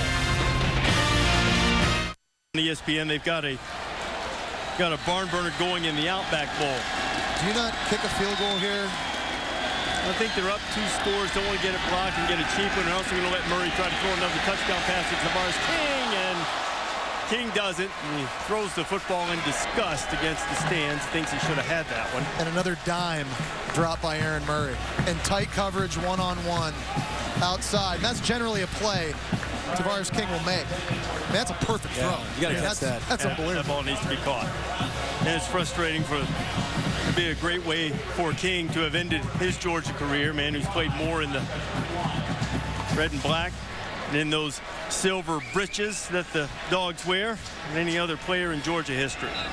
And a good leader for them, and he's going to go out, it would appear, barring yet another miracle from Team Magic and the Huskers, and go out with a bowl victory. 2:33 left. Nebraska down by 2 scores, 2 timeouts to go. They've got to move quickly.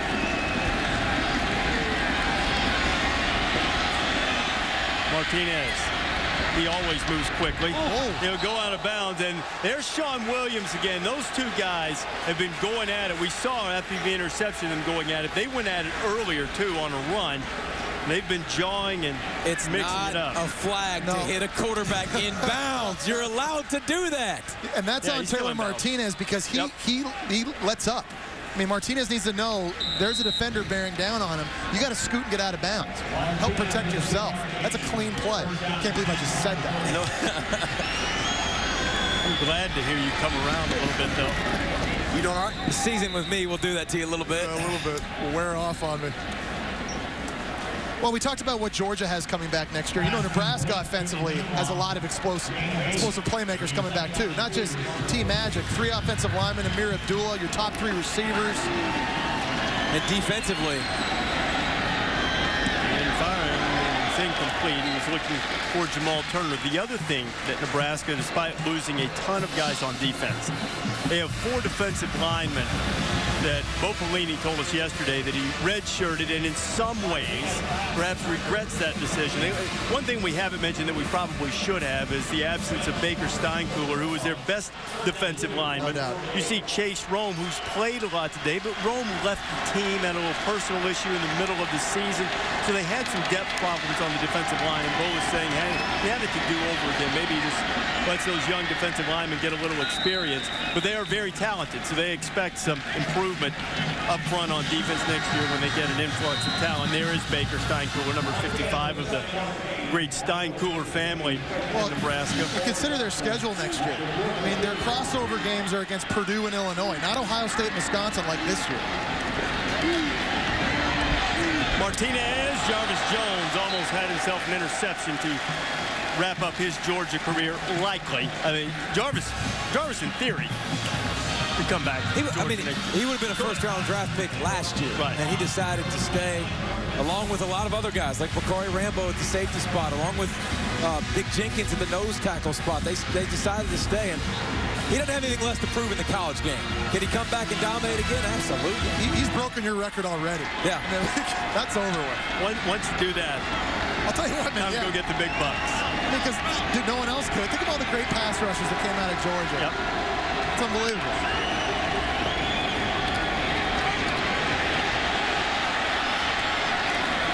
I've said it a few times today. The guy in on the tackle may be the next one for him, number 59. Keep an eye on him. Jordan Jenkins, a freshman from Hamilton, Georgia. We'll talk about some of those backup players now that are going to make impressions next year. Connor Norman at safety, Josh Harvey Clemens, Corey Moore. We got a really good young cornerback in Sheldon Dawson, Ramik Wilson, Jordan Jenkins, 2 guys at linebacker. They got a nose tackle on John Taylor. It's 335 pounds, who's redshirting. I mean, Mark Richt has recruited defense. But Georgia's going to finish this thing off, but an SEC Big Ten battle going down to the wire in the Outback Bowls. We check in with Robert Flores. Yeah, that's right, Reese. Michigan goes on top. Devin Gardner to Jeremy Gallen. Second time that combo has worked. But South Carolina has the ball. They're in plus territory. 33 seconds to go on ESPN. Down by 1. You know, for all of the criticism that the Big Ten, I'm not going to say taken, that they earned in the non-conference season, the Big Ten has shown up in the bowl season today. Now, Nebraska's not going to win this game, but they certainly fought Georgia to the end. Georgia had to play very well offensively late to stretch his score out. It's been a good bowl season for them. You know, Minnesota played Texas Tech hard. Yeah. Michigan State beat TCU. The big one tonight, though, Rose Bowl. They've won one Rose Bowl since 2001, has the Big Ten. They can win tonight. I'll tell you what, that is huge. Martinez, there's Williams, his buddy, who got a big shot on him, and Bakari Rambo caught the ball. Did he stay in bounds? Sean Williams is the guy who's been going back and forth with David, and he got a free shot on Martinez. He's been talking all game. Martinez and him got tangled up a little bit on the interception. He was happy to deliver that blow. Martinez wasn't. Martinez, look at it pop back up, though. He pops right back up after taking that shot. Okay, so Rambo and Martinez, there's no questioning that kid's toughness. As Rambo didn't hold on to it, so it's going to be 4th down and 9. Either that or didn't stay in bounds. At any rate, Nebraska has one more opportunity. Jones is after him. And Jones, who led the nation in forced fumbles, and Martinez, who led the nation in fumbles. That stat matchup hasn't really materialized today. Prior to the snap, Georgia takes its 3rd and final time out of the half. 30 seconds in length. Well, there's still 1:09 to go, and Georgia wants to make sure they don't give up, don't have a bust, give up a quick touchdown, because then you give the Huskers a chance for the onside kick and a chance to perhaps make another run at the game. We had some great shots today, courtesy of the DirecTV Ultimate Picture Cam. There is Aaron Murray, who set a Capital One Bowl record, throwing for 427 yards and 5 touchdowns. We said right at the beginning of the game, his accuracy was going to get tested against a defense that was allowing quarterbacks to complete 46% of their throws. Aaron Murray, for the most part today, has been unbelievable. He's been unconscious throwing the football, and that's why he's the Capital One player of the game. Capital One Bowl record with those 5 touchdowns. Aaron Murray, 427 yards and the 5 scores, both tying career high. Standout quarterback from the Dogs, and if Tavares King had held on to that last pass down there, he'd have 6 handful of yards as well. So Nebraska has to get it to the 35 to keep this game alive.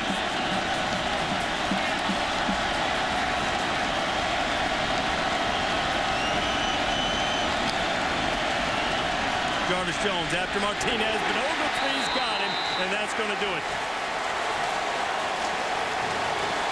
Alec Ogletree making the play, in the Georgia defense maligned many times this season, gutted oftentimes today, came up large in the latter stages of the second half, eventually overpowering Nebraska. But this defense, here's Ogletree. He's going to start inside, then loop in. He's going to confuse the lineman, finds himself a crease. There's Jarvis Jones, too. I mean, again, Ogletree, Jones, there's Jenkins. I mean, the pass rushers on this team are ridiculous. I mean, take your pick who wants to make a sack. Jarvis should have had a JOP, jump on the pile and get half a sack out of that deal if he could. Georgia with 5 sacks of Martinez on the day, and now they're lining up in victory formation. This will be just the 3rd time in Georgia's storied football history that they've won 12 games. Vince Dooley's 1980 national champions did it. Mark Richt did it back in 02, and now they have a chance in 51 seconds to record their 3rd 12-win season. And oh boy, now that was a complete donkey. The thing I always look for, the baptism. Do you know how many times coaches get drilled with the Gatorade bucket in their head? Yeah, the top of the handle. It's like you gotta watch. It's not just cold Gatorade bath. Like, you also get that plastic in your forehead, in your dome piece. Remember how happy Saban was in the championship game a couple years ago? Not. He was like, seriously? Learn how to do it if you're going to do it, all right, guys? The big D linemen or tight ends should do it, because you get the angle better. These little guys hit you right in the head. We wondered about the motivation for the Dogs after suffering the heartbreak at the hands of Alabama, but they responded well, as did Nebraska after having the psyche bruised in the Big Ten championship game. The loss to Wisconsin 70-31, and certainly Nebraska has some issues to fix on defense, but Bo Pelini, the guy to do it. And the Cornhuskers will wind up 10-4 on the season after Georgia wins the Capital One Bowl 45-31. Don't forget, the trophy ceremony will be on ESPN3. The Rose Bowl game presented by Vizio's coming up on ESPN in just a few moments. And there is Jarvis Jones, who perhaps has wrapped up his Georgia career. Samantha Ponder's on the field right now with Aaron Murray. Yes, a very happy Aaron Murray. Aaron, I saw you, even after some early difficulties, still stayed upbeat. What was your mindset coming into this one? I mean, it's a 60-minute game. Our previous 2 bowl games, first one went down to the last drive. Last year was triple overtime, so we knew we just got to stay focused, keep working hard the whole game, and just so proud of these guys. Proud of our senior class. They did an unbelievable job this whole year. Coming off such an emotional game in the SEC championship, what do you think it says about this team, the way they came out and fought today? Like I said, it has to do with our seniors. They've done an unbelievable job this whole offseason, whole summer camp, this whole season of just being great leaders, keeping our guys focused. So like I said, I got to give all the credit in the world to them. They're a special group of guys. Now, we even saw Tony Dungy tweeting that he thought that the Kansas City Chiefs should take you with their first pick. I know, obviously, you have a decision to make. What goes into that decision for you? A lot of talk with my parents. They're definitely them. I know they have my best interests at hand. And the coaching staff, I'll talk to them. But that's something I'm going to, sit down the next couple of days and figure that out. So, like 2 more days, you'll tell us? No, probably next week or so. All right, sounds good. Congratulations. Go enjoy this win. Thank you very much. Guys. And Sam, yes. Aaron Murray was tremendous, for sure. He led a Georgia offense that set school records, number of touchdowns scored, yards, points. And Georgia finishes off its third 12-win season with a victory over Nebraska in the Capital One Bowl. Our final score, Georgia 45, Nebraska 31. ESPN3 has the trophy ceremony from the Capital One Bowl. The Rose Bowl game presented by Vizio is coming up on ESPN. For our entire crew, David Pollack, Jesse Palmer, Sam Ponder, I'm Reese Davis. We'll see you.